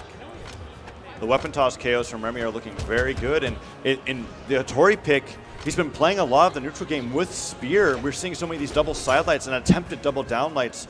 Really, Remy just playing Hattori's kit totally as he needs to against noeL. And look at that. Another one? Wow. Okay. 3, Remy. Remy, he's got a plan. plan is to overwhelm him with a Torii neutral signatures. Oh, the gravity cancel sideline traveling across the air. He chase dodged down. Ground pound, weapon toss too close, doesn't actually connect. Your side, noeL, instead of going for a weapon, chooses to edge guard unarmed. Oh, sides the weapon toss! No! The weapon toss to Remy's demise. Oh, side air, recovery, noeL doesn't get taken off the top of Remy. Managing to hold on that second stock works out so well in his favor because now so much is going to be able to finish this off on noeL. noeL dash jump side air, weapon toss, Remy! And he still picked up the sword on the way down. Remy is up by 2 now against noeL. What is going on?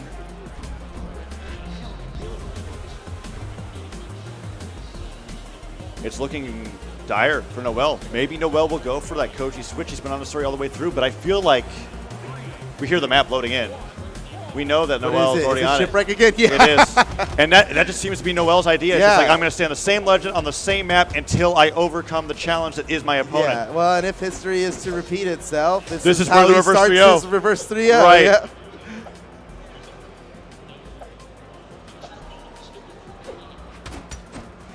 And I feel like this isn't a great map for noeL because he is the type of player who can slow down the match to his advantage, but with such little wall, he doesn't get that opportunity. Yeah, we saw 2 stocks lost to weapon throws because he couldn't touch in time. You're absolutely right. Oh, I like that. Interesting option there. It worked out for him. Caught Remy in the middle of the air. The neutral light on sword when gravity canceled will linger a little bit longer, allowing him to float while sending out that flurry of blows. Ooh, he just on dash jump side air. Is that going to be it for Remy's stock? Oh, no! Again. These recovering That's the nairs. second time he has used the perfectly placed nair to fight his way back to the stage when all other hope was lost. It's that or die, basically, for Remy in these situations. Oh! The double downer. He goes for the triple. Wait, noeL! It worked! What? noeL thought he touched the side of Shipwreck. Once again, just like you said, Shipwreck falls. Yeah, if he just had a little bit more wall to work with. And the recovery connects, but noeL was in a position to be in the lead for the first time in this best of 5. Remy evening things up with that amazing triple dive kick play off the right side of the stage, and now just kicking noeL continuously. Weapon toss and to pick up neutral light from the spear. Fantastic job from Remy to be able to get a little bit more damage on the noeL as the side light comes through, but that dash forward or dodge forward down light doesn't connect. So many side lights, but nothing more. Dash up nair. So back and forth between these guys. It's like entirely even right now. Oh, that downer off stage. noeL goes for a second one, goes for the weapon toss, the dive kick. No, double dive kick. Oh, man, he tried it again. Now he got punished. Now he's getting punished for it, and the neutral air. Damage keeps going. Can he make it back to the stage? Yes, he fights his way back. A perfect neutral signature. Side air. noeL can't make it back. Boom! Amazing ground pound finish from Remy and noeL on tournament stock. He has to be able to win this game if he wants to stay in DreamHack Dallas 2019. And he does. Evens it up. That's the first step to victory. If noeL could claw his way through this game, that's the start of the reverse 3-0. I feel like if this game is won, it's it. noeL's just going to go all the way through. That's how well his momentum goes that's forward. got to be going through Remy's mind here. Even though he's so far ahead, he's got to be thinking like, noeL lives for these reverse 3-0s. Oh, and Remy's doing such a great job so far, but noeL just keeps returning the damage. It looks like Remy's in momentum, but noeL's sneaking in damage here and there, and now double down light. Weapon toss finds himself unarmed, but Remy's not punishing it. Perfect weapon spot for noeL on the way back down. The downer hits. More dares, and dare again. Double light side air. Remy just being bounced around left and right. That would have gotten the KO. Weapon toss. noeL has total momentum. Remy has no idea what to do. Picks up the sword, and noeL's one good hit away. This recovery does it. noeL brings it back. All right. Well, is this the start of noeL's reverse 3-0? Possibly. Is it the classic noeL experience? And Remy's just trying to end it here. Going into the next match immediately once again, Shipwreck falls. These players they know what's happening. They are challenging each other to this battle. All Shipwreck falls. The entire match is going to be played on Shipwreck falls.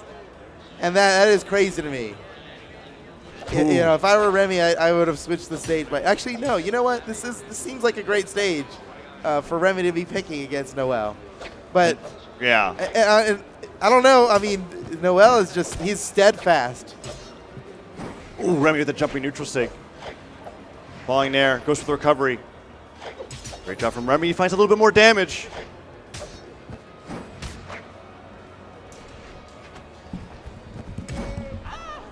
Off the side, noeL is so damaged he can't even make it back. Now Remy has a huge, huge lead here. Look at this. He is light yellow. This is great for Remy. Such a big deficit for him, working in his favor right now. And noeL, he's got his back against the wall. He can't handle much more of this. Nice side air by Remy, reversing it. And noeL. Oh, what? Gravity cancel, side signature. He dodged with that gravity cancel too. That's the beautiful part about it.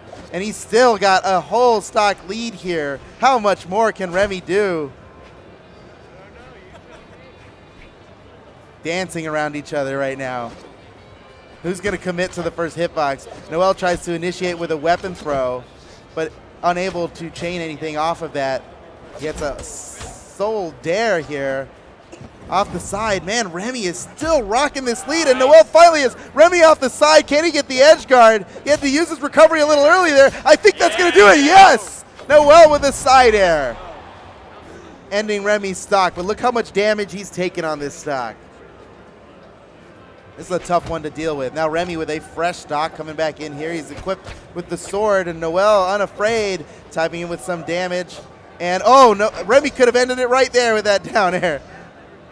Again, off the side, noeL, he doesn't have a lot of wall to work with. Remy might just be able to end him. And he goes for the neutral signature. Beautifully placed, but even better dodge by noeL.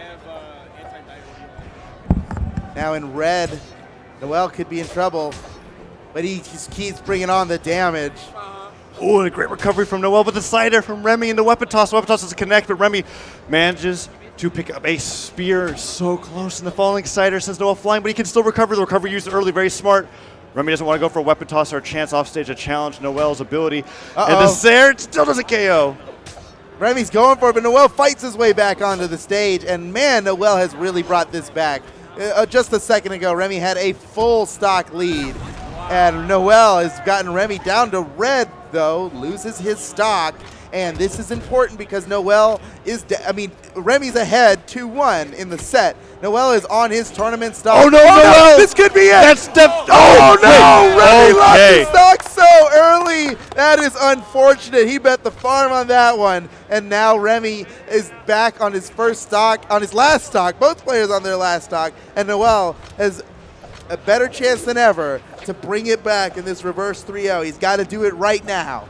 I was having deja vu when I saw noeL do that falling nair and it missed, and I was like, oh no, is this a down air to weapon toss again? But noeL managed to make it back. And then reversed it. No, Remy is the one that lost the stock.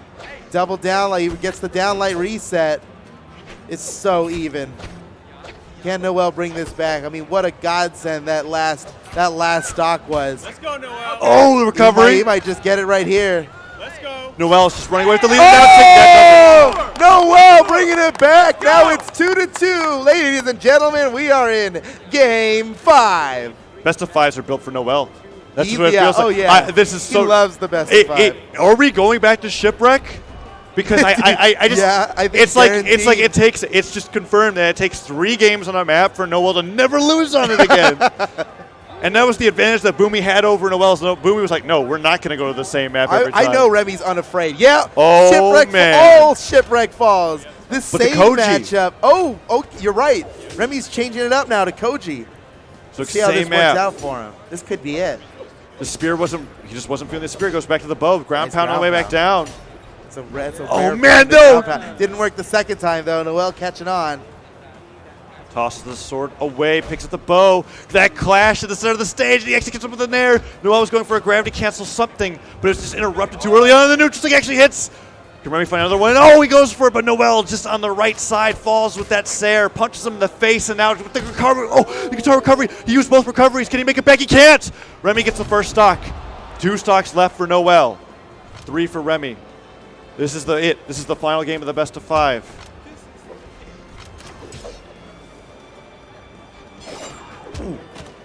Down sig from noeL missed. And The downlight from Remy puts noeL higher into the stage. The extra credit that Remy is getting is so amazing. noeL hasn't put out too many more moves. Sidelight, downlight, neutral light on his first stock. D-light recovery doesn't even do it.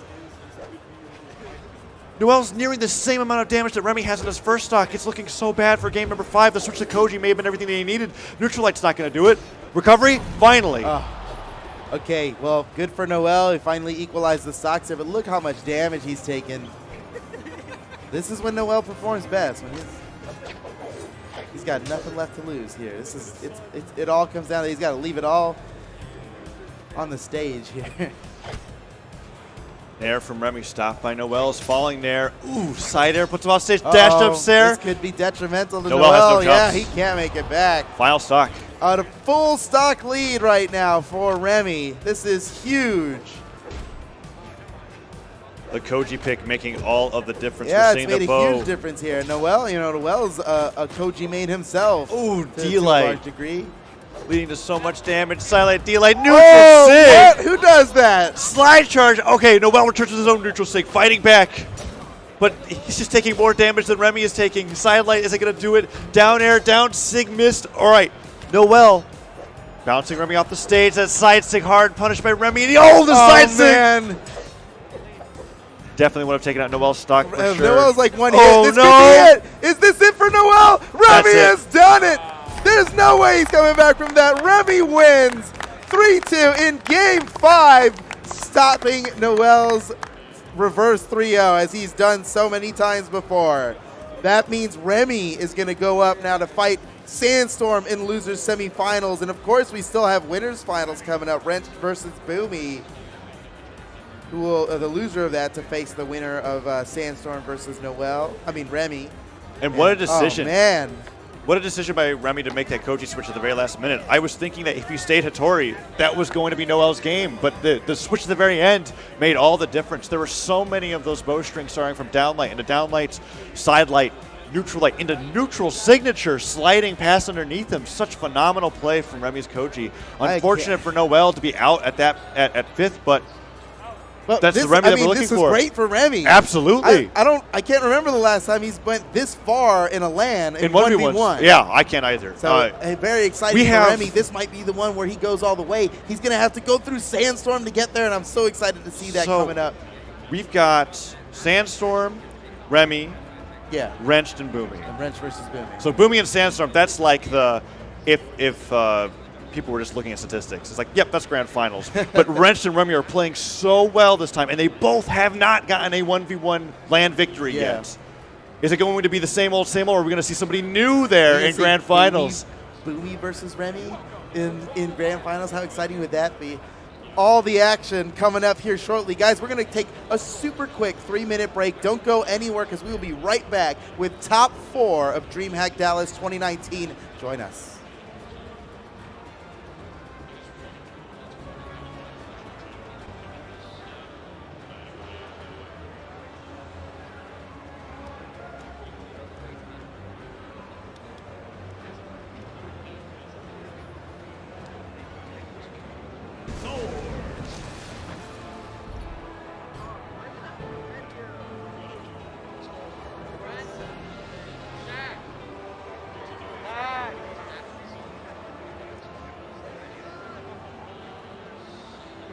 Welcome to Brawlhalla.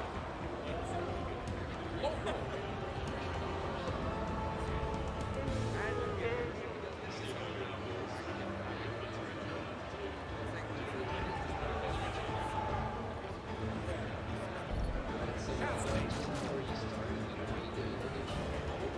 Glow box.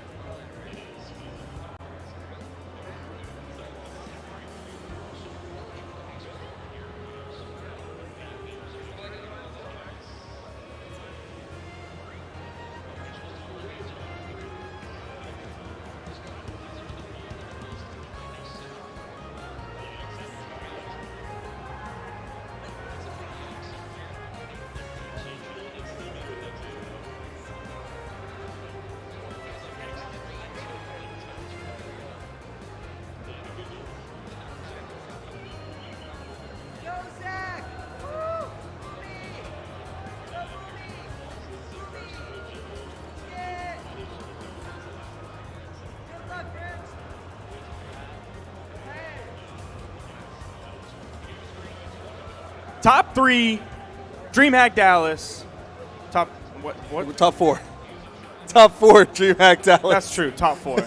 Wait, are we in winners finals? Yes, but we have not figured out who is in the losers semis. Okay, well, all right. Okay, technically top 4. This is a top 3 match. Yes. This is winners finals. That's why I said top 3. Get out of my face. Don't ask me to open and then interrupt me when I say something wrong. You're supposed to yes and. Oh, yeah, you're this right. Is top yes 3 and match. this is. Both of these players guaranteed top 3. It's Boomie. It's Wrenched. Wrenched has been here in this spot in Dallas. Not in Dallas, but in Texas. In Texas. In Texas before. Yes. Second place last year at Yes. DreamHack Austin. He said he's going to win Dallas. He did. He also said he was going to win Austin. He did. But this time, Remy is in his corner tweeting that Wrench takes Dallas. That's something I don't think he had last time. No, that's why he didn't. That's a powerful tool. I tell you, if I had Remy's support, I would feel more confident in myself. Pretty nice because, I mean, support you to just have. saw what Remy was able to do. Yeah, close out that game against noeL. Game 5. We got Boomie and Wrenched, 2 very storied players in Brawlhalla at this point. Yes. Tons and tons of games, tons and tons of tournament So placements, much history tons on these of guys. winnings as well. Let's throw some of those stats on the screen. You see Boomie on your screen right now. We're going to get to that stat screen in just a second with all those beautiful numbers provided by Bagel Productions. Look at that right there. 4 sets to 5. It's so close between these two in their entire career in Power Rank matches. A win here for Wrenched ties up their career sets. A win here for Boomie moves that a little bit more in his favor. Look at the earnings between these two players. That's where there's a huge disparity. Oh, yeah. 65K coming out for Boomie and 15K, almost 16K coming out for Wrenched. Tremendous. 5th global power ranking and 2nd global power ranking. Now, a lot of Wrenched power ranking comes from singles compared to doubles. Absolutely. He's not a doubles he is not a doubles player. Whereas Boomie has had a lot of success both in singles and doubles. He has absolutely dominated the doubles space for a very long time alongside partners such as Remy, such as Sandstorm, both of them now currently in the lower top 4.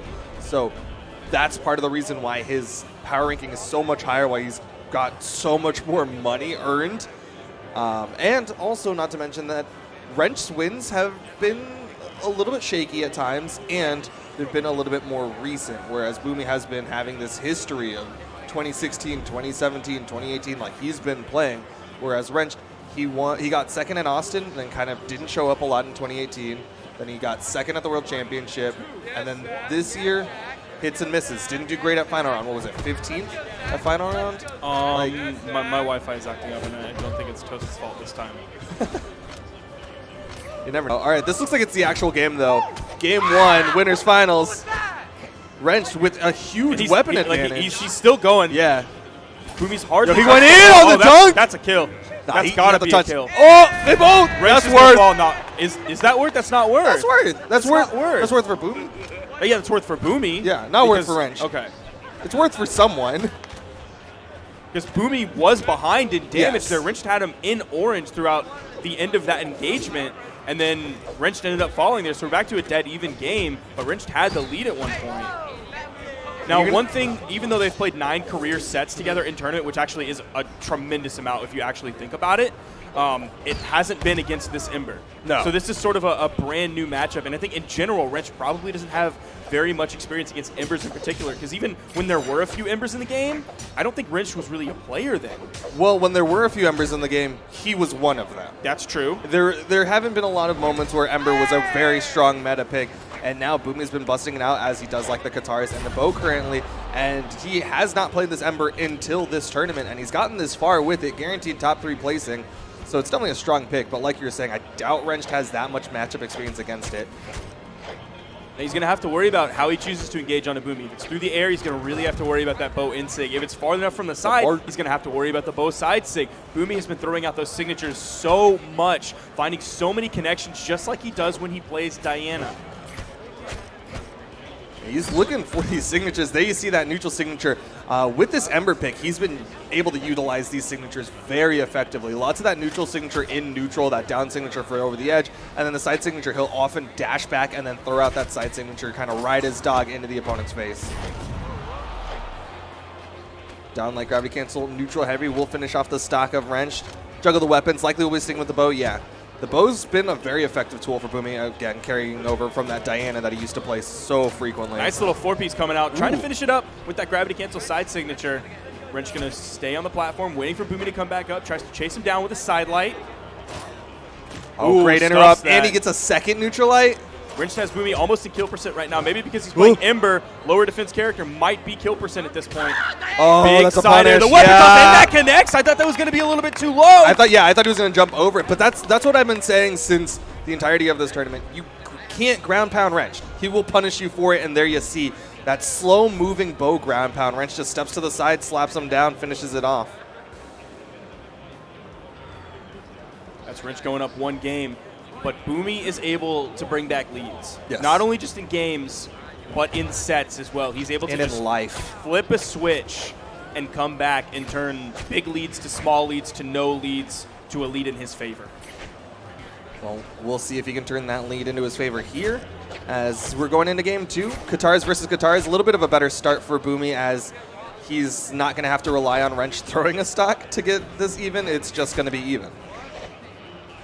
Both players going off stage. You're seeing the weapon spawn on stage, I guess, gives Boomie a little safety net, so he's going to throw his Katars. He's going to get back to the bow, which seems to be his more focused weapon here. Tries to pluck out of the sky, throwing those birds at him like the Alfred Hitchcock movie.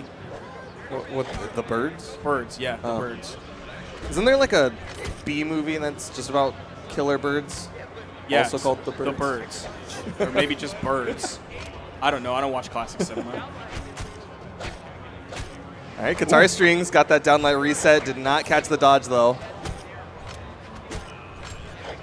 Oh, goes in for the hot step. Boomie's starting to go for these knockout options. Okay, just stand there. Standoff as the weapon spawns. Now he went from like that's a wave. A less than 25-second 2 stocks going away to we're probably going to be in a minute and a half maybe before both players lose their first stock. The neutral signature coming out, not enough to kill. Oh, goes for the ground pound. There's a punish, and Boomie with the disengage. Oh! Don't do it! Oh! Don't ground pound him. Stop it. 100 to 0 to death. 100 to 0. Wrench now has a 2-stock lead when he's already up a game in the winner's bracket. He's got to be feeling so good. You saw the taunt coming out. All right, the recovery will not even up the stocks. It'll get it closer. Put him at just a 1-stock deficit. But doesn't even even up the damage at this point. That's how far behind Boomie is at this point. After that fateful ground pound, like Wrench, even if the stocks were equal, Wrench still has the damage lead. Oh, nice down air. Actually catching him on that chase dodge through. Off stage. It's a scary spot, especially below the sword, but good spacing from Boomie to get up and avoid any of those dares. Wrench playing very grounded, dodging through the bird coming out. Neutral lights. Boomie recovers back to the platform. Oh, he jumped it! Almost. What a reaction from Boomie to jump over that without having to worry about his dodge. The bird again from Boomie. Now he's going to switch over to the guitars. Knockout potential. Can't get the slap. So many signatures. The second signature does get punished. The D-Light into the recovery. Nair. Not enough. Not going to have a lot of variable force on it to kill off the top. The recovery from still low. Alive. It's from the stage. Where's the bird? Or is he just going to go from the bird? Is he going to go for the D-Light recovery? Oh, there's the bird. Bird hits grounded. Downlight recovery. Wrench takes game 2. Is Wrench just going to 3-0 his way into the grand finals? I mean, that was a 2-stock, so I think it's very possible. Are we going to see a character swap from Boomie? I don't know. Where's the coach? That's my biggest. Yeah, we haven't seen the coach. Now, Creed, 1 is here, and 2 notified Paper Fairy, the TO here, that he is Boomie's coach for the mid-set coaching, should Boomie request that. We're stickler for the rules here at Brawlhalla. Well, we didn't see him come up to Boomie, at least not on any of the player cams that we were able to see. So I guess he's given trust to Boomie. He's like, I've already told you everything that you need to know. Now it's on you to do it. Yeah, Creed never came up. We're getting official official word from production. He's not even like yelling from the sideline, like Rocky, or throw in the towel. They probably don't say that one, but you know, I haven't seen a Rocky movie. Do they ever say those things? Really? Well, honestly, I don't understand. I mean, I saw Creed. Nice ground pound. I saw Creed too, if that counts. All right. Oh! He still hit the ground pound, even though he didn't even get the first part of it. He just held that ground pound. That stock is gone. All right, big answer from Boomie. Starting off this game very strong. Full stock lead at this point. Wrenched over on the edge. You're nothing. Literally nothing. He's just going to stand his there. edge guard. He wasn't even facing Wrenched. He was looking the other direction. He's still doing it. Oh my gosh, that's so scary because the activity just makes you think that they're going to do something. When they're doing nothing, you have absolutely no idea what they're going to do. Boomie trying to play a huge mental game at this point. Ooh, goes in. It's the neutral light. Absolutely no movement, dash back neutral light. Before it was no movement, dash forward neutral light. Just this hurry up and wait play style from Boomie. Just stand still and then burst of movement. It is catching Wrenched off guard. It's throwing him for a loop. Neutral signature connects, sends Wrenched flying. Now we're seeing a complete 180 of last game. It's now Boomie with the 2-stock lead at this point. Wrenched struggling to find kill options.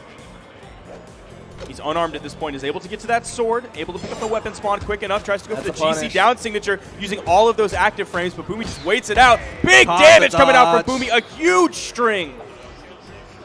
Wrenched is bleeding out here. Oh, that's going to be a punish. I'm surprised we didn't see like D-Light in the recovery. It wouldn't have killed, but I think maybe Boomie just wanted the neutral game reset. Oh, wow. Snap! That's a 3-stock for Boomie. He's doing look good. At that. Oh, look at that. Hit him with the woe back.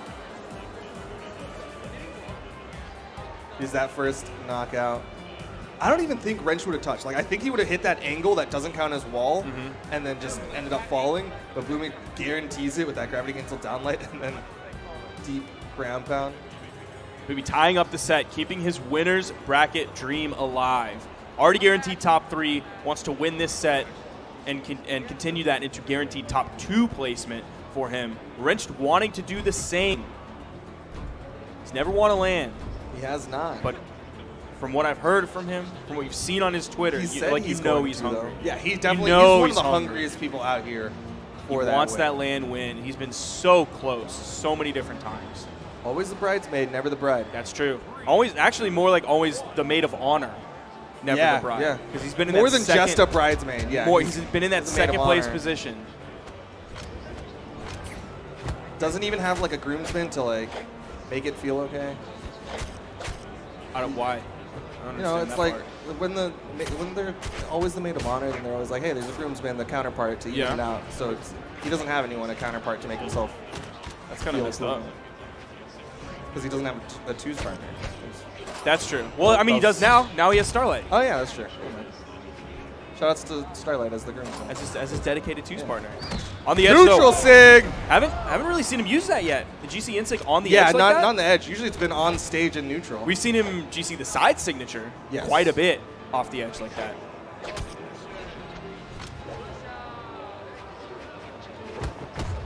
Downlight into the recovery, not going to be a knockout. Blackguard Keep does have a slightly higher ceiling because of that top platform. So those main stage kill options are going to be a little bit harder. Big slap coming out from Wrenched. Going to bounce off the main platform. It's not on the edge. Not going to be the kill option that he needs yet. A Nair hitting from below. Not going to be the kill option that he needs yet. Big slap. They're going to even it up. Maybe 35 damage on Wrenched's second stock compared to Boomie coming in fresh. Not a huge deficit. At least he has Boomie unarmed at this point. You're seeing Boomie go up high, trying to get away from Wrenched, maybe trying to grab that spawn as it comes into the main stage, hoping that it wasn't going to go to the soft platform on the left.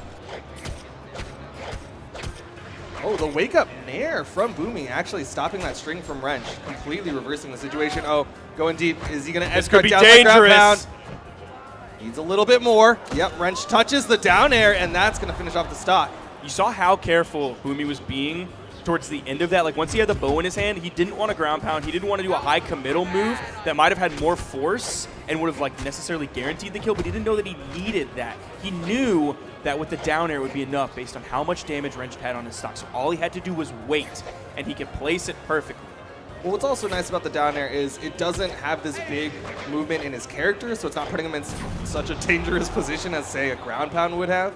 Wrench, though, able to even up the stocks immediately. And that's a kill in orange. Yeah, that was quick. It's still a little bit less damage this time, maybe 25 at this point, maybe 35 damage on that stock. So Boomie's still maintaining this lead, even though that last kill from Wrench was very early. Wrench just procced him into yellow. Downline neutral light. Actually reversed that neutral light because of how stacked they were. So close between these two players. A win here for Wrench would be fantastic. He moves out of this set, taking out Boomie, the #2 global PR. That would be so huge for them. Such a big win after taking out his teammate and the #1 global PR, Sandstorm. Neutral signature, but it's not going to be a knockout. Does disarm Wrench. Opportunity. He's trying to stay high in the sky. There's so many different knockout options for the bow in the sky. You can go for the nair, recovery, gravity cancel, neutral signature. But Boomie's without a weapon for right now. You see Wrench swiping those guitars out. Doesn't have Boomie in kill percent just yet. That neutral air turns Boomie red. D-Light, there's no recovery afterward. There's the side light. Is there going to be a follow-up for the kill? It's going low. Touch. The nair. Is that the 3? Oh, he got over it. Oh, that's a bird dodge. He's going over. Missed. You're seeing Wrench get to the weapon before he rotates over. Is Boomie going to pick up the weapon? Wrench Down line gravity cancel neutral heavy. Boomie puts it into game 5. Boomie staying alive here. Wrench was leaving that weapon spawn on stage, hoping Boomie was going to go over to it, leaving it as a trap, but Boomie didn't need it. He knew he had Wrench in kill percent. With the higher strength that Ember is going to have, D-Light, gravity cancel, neutral heavy. Look at Paper Fairy in the background. He was shaking his head in disbelief. And this is what we were talking about. Boomie bringing back leads. We said the potential is there. Yes. And now he's proving it. Proving it. Turning that potential energy into kinetic energy. One more game. Will the kinetic energy be enough? Will it give him the momentum to get into the grand finals? Are they going to go back to Blackguard Keep? They left it on the board.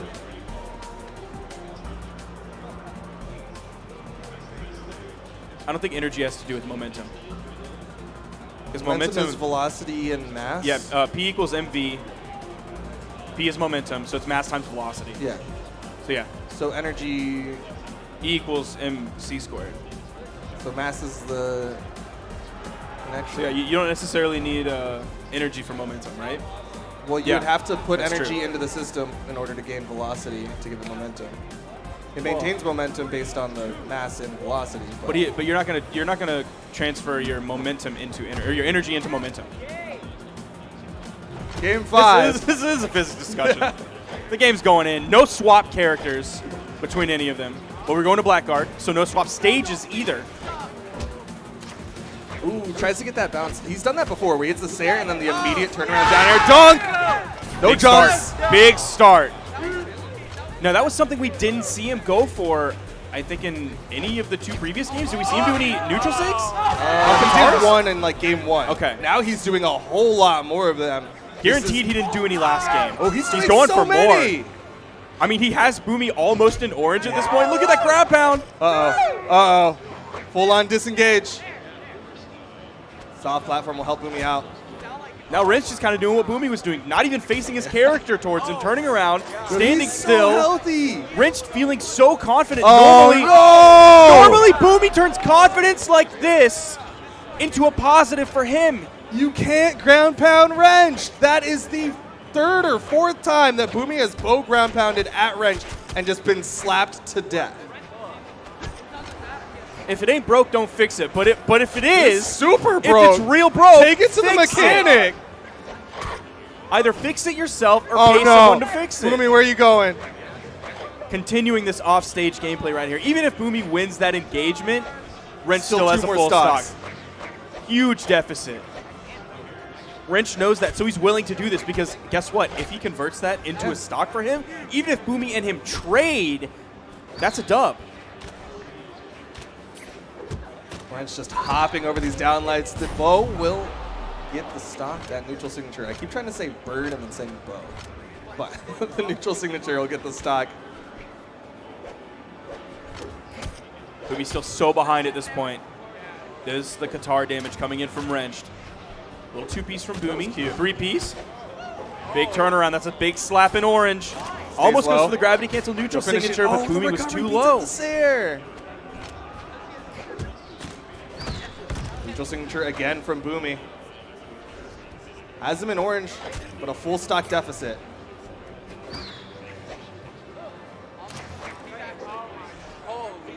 I'm surprised Wrench disengaged there. I'm surprised he didn't just stick around, see if he could bait Boomie into a ground pound like that. Oh, ground pounded again! He did it again! Again! Like Paper Furry's mouth wide open! He did it again!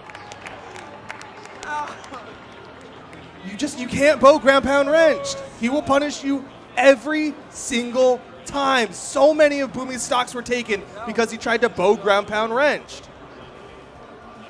What a lead that Wrenched was able to get in that last game, guaranteeing himself top 2. Wrenched is sitting in grands. He's taken out. He's been there before. He has. In Texas. But on that road, I'm not sure if he took out. Did he take out Boomie on that road? Did Wrench beat Boomie? I know he beat Boomie at the World Championships. But did he beat Boomie at DreamHack Austin? I'm trying to pull that up right now. It's quite possible. I don't remember if he did, because he's added like to the notch on his like big stick of people that I've beaten in this tournament. #1 PR Sandstorm, #2 PR Boomie.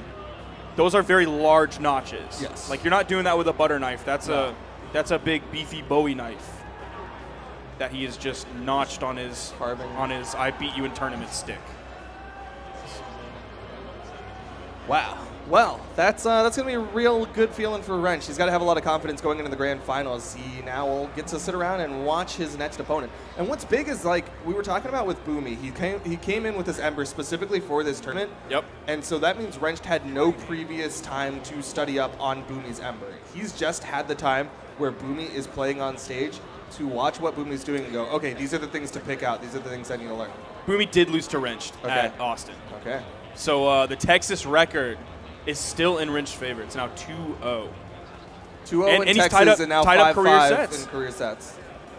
And up next, we've got Remy and Sandstorm, and that's a disparity. Yeah, this one's not quite as close. No. In terms of money's close. Yeah. The opposite of the last set, but the career sets are very, very far apart. It's actually 1-7 for both sets won and global PR. Remy's won 1 set and his 7th PR. Sandstorm has won 7 sets and his first PR. Oh, it's 1v1 overall. Okay, this is 1. My bad. It's not your bad, Toast. You're good. You've never made a mistake in your life. Never made a mistake in your life. You're true perfection. Take a picture. I feel safe with you in my ear. Looks like Sandstorm's taking a picture. This would be one of the few times that he's taken a picture of himself while he's in the losers bracket. His glasses off? Maybe he is farsighted. Yeah, that's the only thing I can think of is like he's farsighted and then the glasses are just making it. I think Remy was saying yesterday that maybe he does it to style on his opponent because he was playing when he can't see. It's also possible, but Remy not going to style on Sandstorm. He's keeping the glasses on. He's keeping them on. He needs to see the whole screen. No squinting here.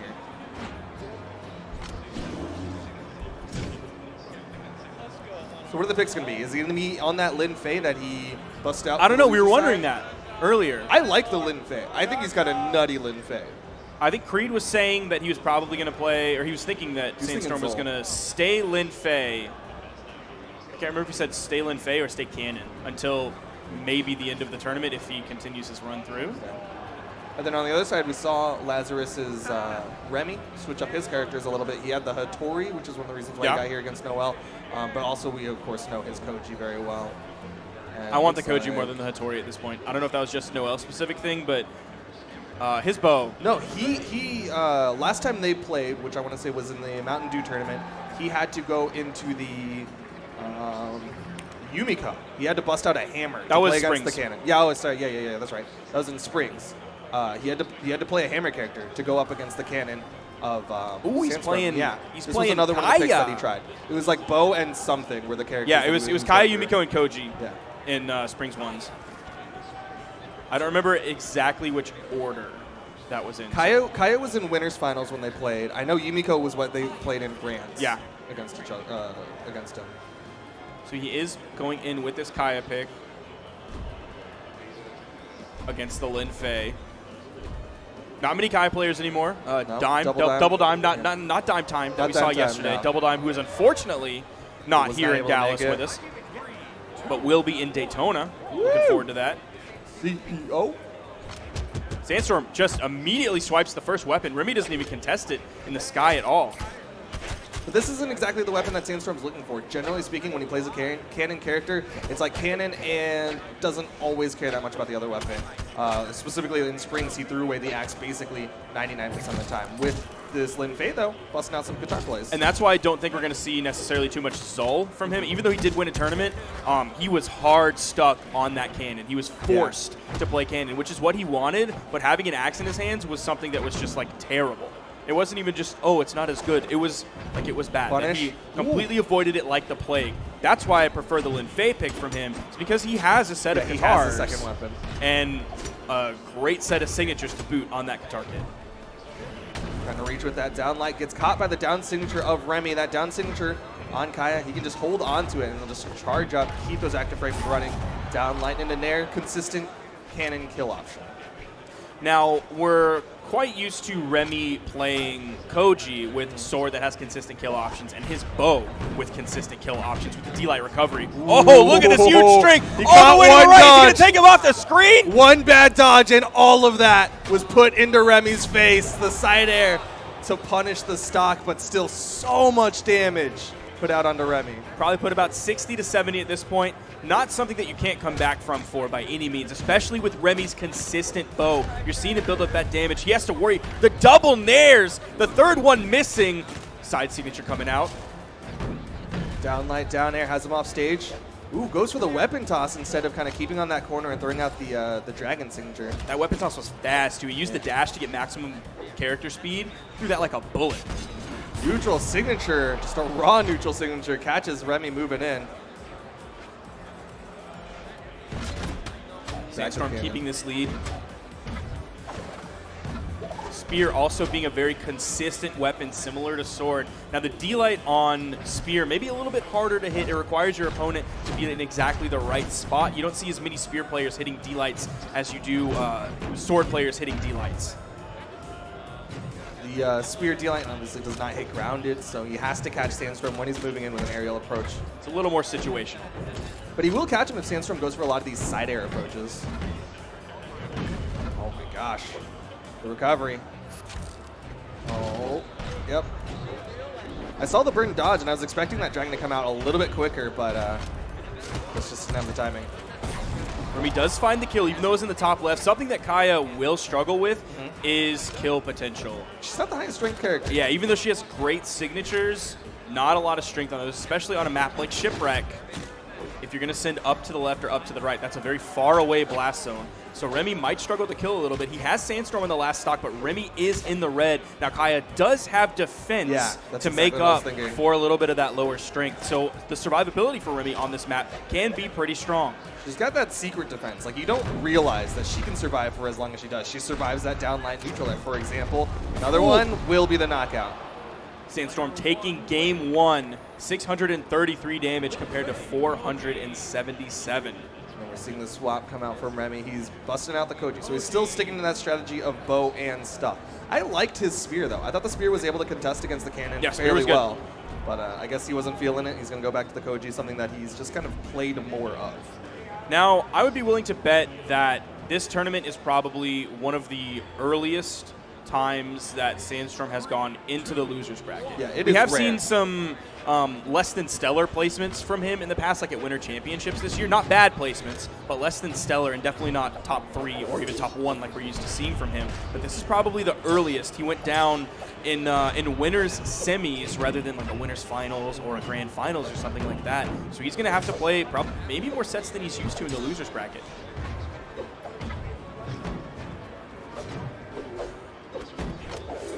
So far, Remy with the swap to the Koji is doing very well for himself, able to keep even trades in damage with Sandstorm, especially when Sandstorm had the cannon, which is a weapon that hits pretty hard per move.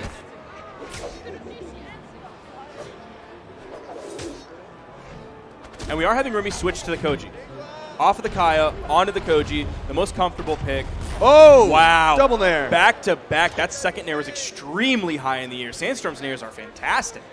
And what's crazy is, like, he hits the first one and the nair launches him down. He had to jump to get back up to that height. toss falling unarmed side air. Tries to go deep into that push-off column with the down air. Ooh, Sandstorm being a little bit risky here. He has the room to play with at this point. Remy wasn't able to convert it into a kill. The nair, that's that high ceiling. Shipwreck not working in Remy's favor here. Linfei is not a very tanky character. I think she's like 4th defense base. This time Matt will do it. That tends to be like Remy uses either downlight into the recovery, or if he can't get it, then that half jump gravity cancel to Tommy Matt. Those are like the 2 big things that he uses to get those knockouts, especially on Shipwreck. Now this Koji's looking like it was a smart swap for Remy. Dead even in damage so far, whereas before Sandstorm probably had at least maybe a 35 to 40 damage lead, at most more than that. Now he's getting that 30 to 40 damage lead. Remy able to trade back again. Even though he was able to pick up that weapon, Sandstorm covered it with that neutral light. Ooh, that killed early. Yeah, it was a quick one. Even on this map going off the top. Again, going for these side air approaches onto Remy, but Remy lands down, picks up the weapon, has the neutral light.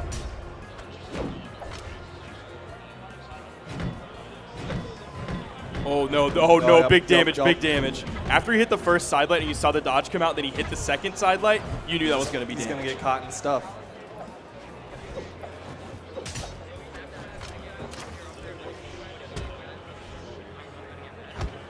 Downlight, ooh, turnaround side air, wants to keep Remy off stage.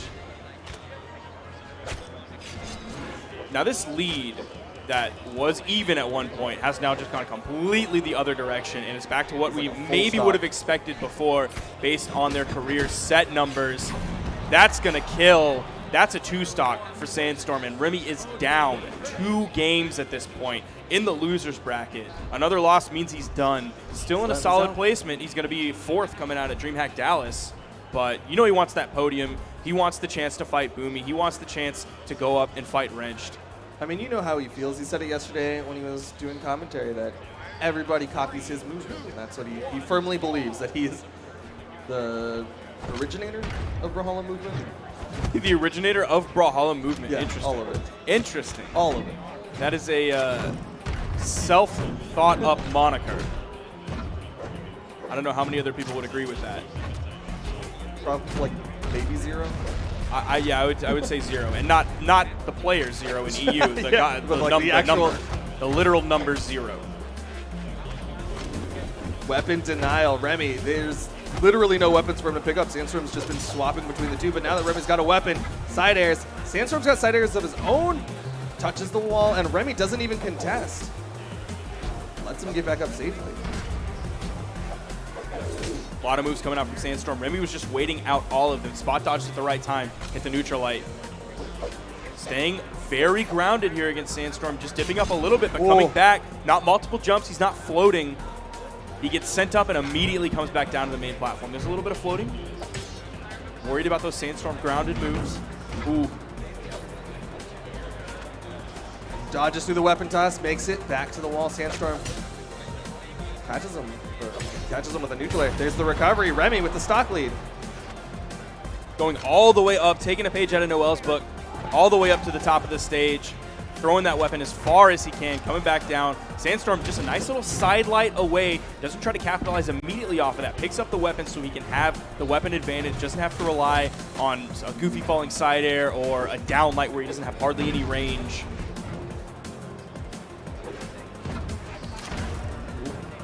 Remy needs to hold on to this stock as long as he possibly can. He has to worry about those nairs. Even the neutral light he has to worry about. He's got that spike on it, and even if it wasn't, like if it didn't look like it had the velocity to be the knockout, you could have gone for that weapon toss to just go for that second hit. Oh my goodness. Into the nair for the damage onto Remy. Sandstorm is so good at getting these huge bursts of cannon strings off of one missed dodge from Remy. And that's something that's really scary about cannon, is like we talk about, oh, cannon's recovery back to the platform if you get hit really far away, but you can commit so much to strings like that and then just side air back to the platform. You could theoretically use all of your movement options and then just side air back. The dragon over the corner, and Sandstorm's back in the lead. One stock left for Remy.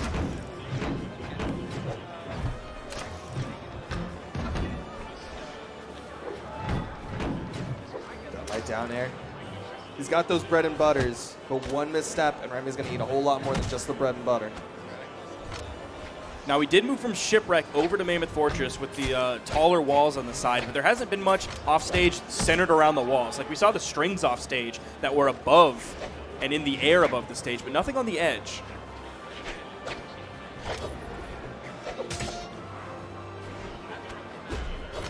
Oh, that weapon toss is enough. That's how much damage was on Sandstorm. Had the fastball with that sword toss as well.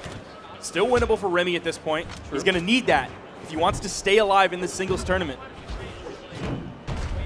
Gravity cancel neutral light. Ooh, stuffs the side light coming out from Sandstorm. The damage going in Remy's favor at this point, even though he's behind a little bit. The damage rate, the damage buildup. Now starting to go towards Sandstorm. Big moves. This is the dragon. Big Still damage. on the corner. Weapon toss. Gravity That's it. cancel That's side light to finish it. Sandstorm beats out Remy. Sandstorm guaranteeing himself top 3. Remy is going to finish 4th here at DreamHack Dallas in singles. Probably one of his best land placements to date. Yes. Well, In second singles. best. Second best. He got second at Shine. Did he get second at Shine? Yeah, because I was talking about this with Boomie. That Boomie was like, oh, he tied for his best because he got 5th at a thing that I completely forgot. And then he's like, wait, no, he got second at Shine. It was noeL and Remy in Grands in Shine? Huh. I'd forgotten that noeL and Remy at Shine, that was a Grand Finals. I had forgotten about that. Little history lesson for you guys out there. But that was a couple years ago, too. Yes, it's been a while. This is his best singles placement since then, which Especially- was not 2018. Yeah. That was 2017. So fantastic work coming out from Remy. Continuing his glow up, we're going to see what cliffs he can reach to. He's still climbing up that wall. Will he ascend to Everest, or will it just be like a Kilimanjaro? Still a high peak. Yeah. But fantastic work from Remy. Loving his bow play, loving his Koji. Made a great run here. Still has 2s Yes, to look he's forward not to done for the day. with No, he Phazon still gets later twos on later today. on. Yeah. So he can sit with his fourth place medal and feel good about it. But that does mean that Sandstorm will stay inside the bracket, and he will be going up against Boomie next. This is a match that, by and large, was looking like it would have been the winners' finals. It looked like it was going to be the grand finals. Instead, we're down here in the losers' finals, and Wrenched, who knocked both of them down here into the losers' bracket, is sitting up top, waiting to see who's going to make it out of this one. Now, we still have a disparity in career sets. It's not quite as bad as the one between Remy and Sandstorm, but Boomie and Sandstorm, Sandstorm's won 8 of their 12 sets. Boomie has won 4. Yeah. Okay. Yeah. Not much else you can say about that. Singles Global PR #1 and #2. This is a grand finals caliber match here in the losers finals that Wrenched is, I'm sure, certainly watching at this point. Oh, yeah. He's studying up because he's going to have to play. He's going to have to play one of these 2 players. And interestingly enough, all of them are on Qatars at this point. Oh, are they just? They're just going in. This is looking pretty serious here. Boomie just sits down, makes sure his controls are good. He's ready to play. Now, one thing that Wrench can probably feel good about is he's beaten both of these 2 today already. Like, basically just now. Yeah. Both of his wins in the winner's bracket were against both of these He players. beat Sandstorm in winners semis and then moved straight on to winners finals to knock out Boomie. The one against Sandstorm was a 3-0, so I would think I would want the Sandstorm pick maybe, but we didn't see the Lin Fei pick coming in. So True. I would Very want different the Sandstorm. consistency of Boomie maybe, even though it was a 3-2 set, I would maybe want the consistency of knowing what I'm going up against with the Boomie Ember pick. But that neutral signature from Sandstorm means that Sandstorm is going to be in the lead.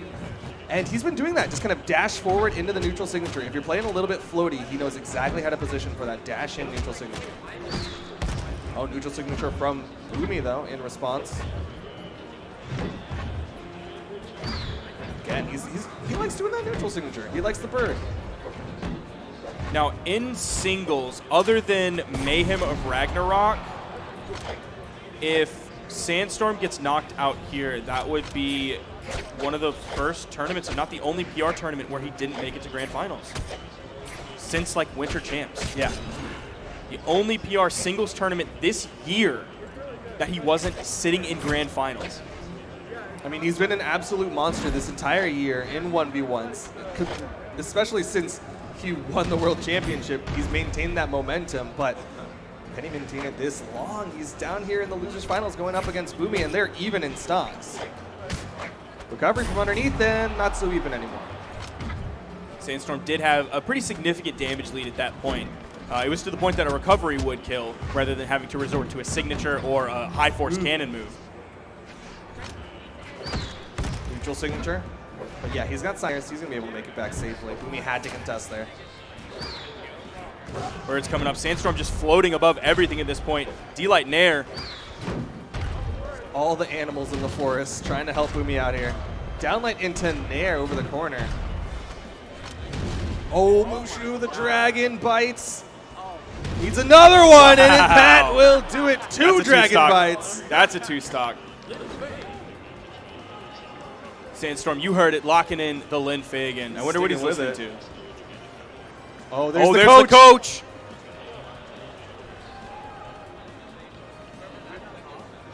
There's the coach. I wonder what he's telling him. I can't read lips.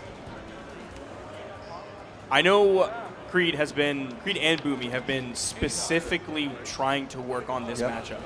Like, it was maybe the beginning of this year, maybe even at final round, that Creed was like, I don't know what to do against Sandstorm.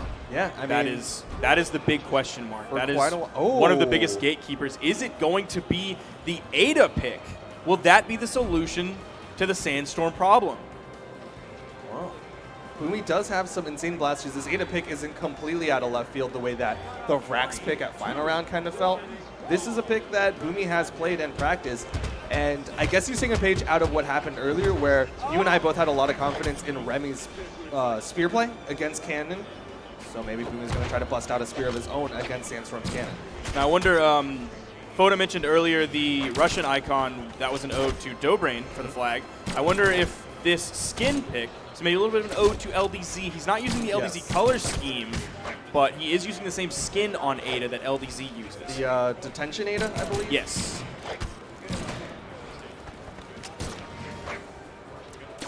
Comes on both sides. That's a side signature. That means he's going to get punished for it. Ada's side signature has so many active frames, and Sandstorm drops into him. Boomie just mid-orange. Nice 45-second kill there to start this game off.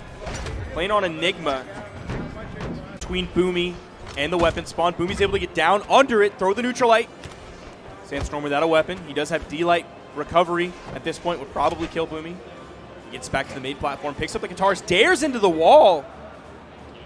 Haven't seen him really do that. Haven't seen a lot of guitars off stage, except for a couple ground pounds. He saw the wall slip potential coming up. Oh, and he just goes in with the side sig again. That's going to be the knockout. Sandstorm very damaged, though, for defense. Boomie just needs a downlight to set up for that knockout. You can see how cautious they're being, though. That was over a minute and a half for the first kill. Oh, he dodged through the neutral signature. Boomie's been throwing those out so frequently. He couldn't get the dare. Grab pound. Wow. Nice side air. Boomie faded back just a little bit, expecting the cannon ground pound. He's just a little bit behind at this point. Oh, he just slipped underneath the soft platform just low enough to get a neutral air on someone who was on top of it. That is precision and clean, and you do not see that often. Yeah, Boomie's usage of like dashing on a soft platform when he's in the air, like snapping to the platform, was really good. We saw it quite a bit earlier on a Blackguard match. I can't remember who he was playing. I think it might have been against Wrench. I can't remember. But his usage of soft platforms and being able to snap to them is fantastic. Probably better than any other player in this game. Definitely. Weapon toss, just keeping that pressure on top of Sandstorm. Sandstorm's got guitars of his own. He does have that health advantage. Sidelights forward, but Sandstorm with no challenge on it. Just barely sending Sandstorm off the screen with that neutral signature. Coming in on 3 minutes in this game. An uncharacteristically long game from both of these players. He's so nervous. Sandstorm knows that if he wins this one, he goes into the grand finals. That's a kill. But if he loses here, then momentum will be in Boomie's favor. He's had just the slightest lead over Boomie, getting these stocks just a hair before Boomie. Oh, but he's been able to hold on to that, maintain it. Is he going to be able to stretch that out even further? turn this into a 3-1. Big damage, turning Boomie orange just like that. The recovery not going to knock out Boomie. Back to the bow. Oh, he dares into the stage. Sandstorm with the punish. That nair still didn't kill. Ooh. Sandstorm has him so orange, just slathering that fake tan on. He's going to be red soon. That side light, he's red. Are we going to see the desync? That was perfect desync opportunity. The recovery, just barely enough to kill at this point. Evening up the stocks. Boomie is in the red. That's it. Wow. That's it. Wow. Sandstorm does it. Downlight into recovery. Boomie going to be going home with that bronze medal, and Sandstorm staying in the hot seat. Will be going up against Wrenched, the person who knocked him down here 3-0 in the winner semis. I think it was 3-0. Smash GG isn't loading for me right now for some reason. But man. Okay, yeah, Smash GG's down. All right, that's what I was thinking, because it's definitely struggling right now. Boomie was almost mounting a comeback there. A lot of those games were pretty close, but Sandstorm is still just proven over and over that he's too much. He's too much for so many different players. Wrenched is kind of, I think, the only one in the most pure, 100% competitive environment like this who's ever really shown that Sandstorm has major weaknesses that can be exploited and it's done successfully. It's not like Sandstorm's loss against Blood Diamond where you kind of just go, yeah, yes, technically, like, numbers-wise, Blood Diamond got the win, but Sandstorm kind of threw a stock or whatever. Those were convincing Wrenched wins. Like, Wrenched, like you said, knew the weaknesses in Sandstorm's play and was able to exploit it to a T. In a best-of-5, in a tournament environment, on LAN, Wrenched looking real nasty. He's looking real good. He's in a strong nasty position to win here at DreamHack Dallas. In order to do so, he just has to win 3 games. Which he's already done. Which he's done. I can't, man. 3 more games. He could win today with 9 games won and just be done. He took out top 2 PRs, man, in one tournament. Yeah. How insane is that? He beat number 1 and number 2. After, like, not really placing very well this Starlight year. Coach? That is his 2's partner coming in. That is the best man to his maid of honor. I'm so glad you're Yes, I am. I was sitting here like We're I teammates. made the stupidest We're joke teammates. earlier. We're on the same team. I appreciate that you gotta go. We're on the same team. We're teammates. And I kind of buried you when you said, ooh, a female earlier. I didn't say that again. I buried you on that one, so I got to give you this one. 1 for 1. What? Literally wasn't said. When your nose started bleeding because you saw a girl. I've never seen one before. I didn't know they existed. So, Sandstorm on the Lin Fei. Is that going to be enough? Do you think he'll switch? Honestly, like, I think the Lin Fei will be enough, and he's going to beat Wrenched. Yeah? I'm sorry. Well, I want to believe in Wrenched because the narrative of Wrenched finally winning a LAN, like, that narrative is so dramatic to me. I love that narrative. But I don't know if he can beat Sandstorm's Lin Fei. I think that's going to be too much of a change, and I think Wrenched is going to be sad after not winning. But one person, well, a group of people that are not going to be sad is Wildcard. Yeah, an organization. It's the Wildcard Grand They Finals. have a Wildcard Again. Grand Finals. They have the motto, stack the deck, and they've definitely stacked the deck by picking these 2 very strong competitors of Sandstorm and I think Wrenched. originally when they signed Sandstorm, it was after Wrenched. And it was like, yeah, no brainer. Yeah, the world champion, duh. When they originally signed Wrenched, it was like, yeah, okay. Signing Wrenched, like he's a good player. not bad.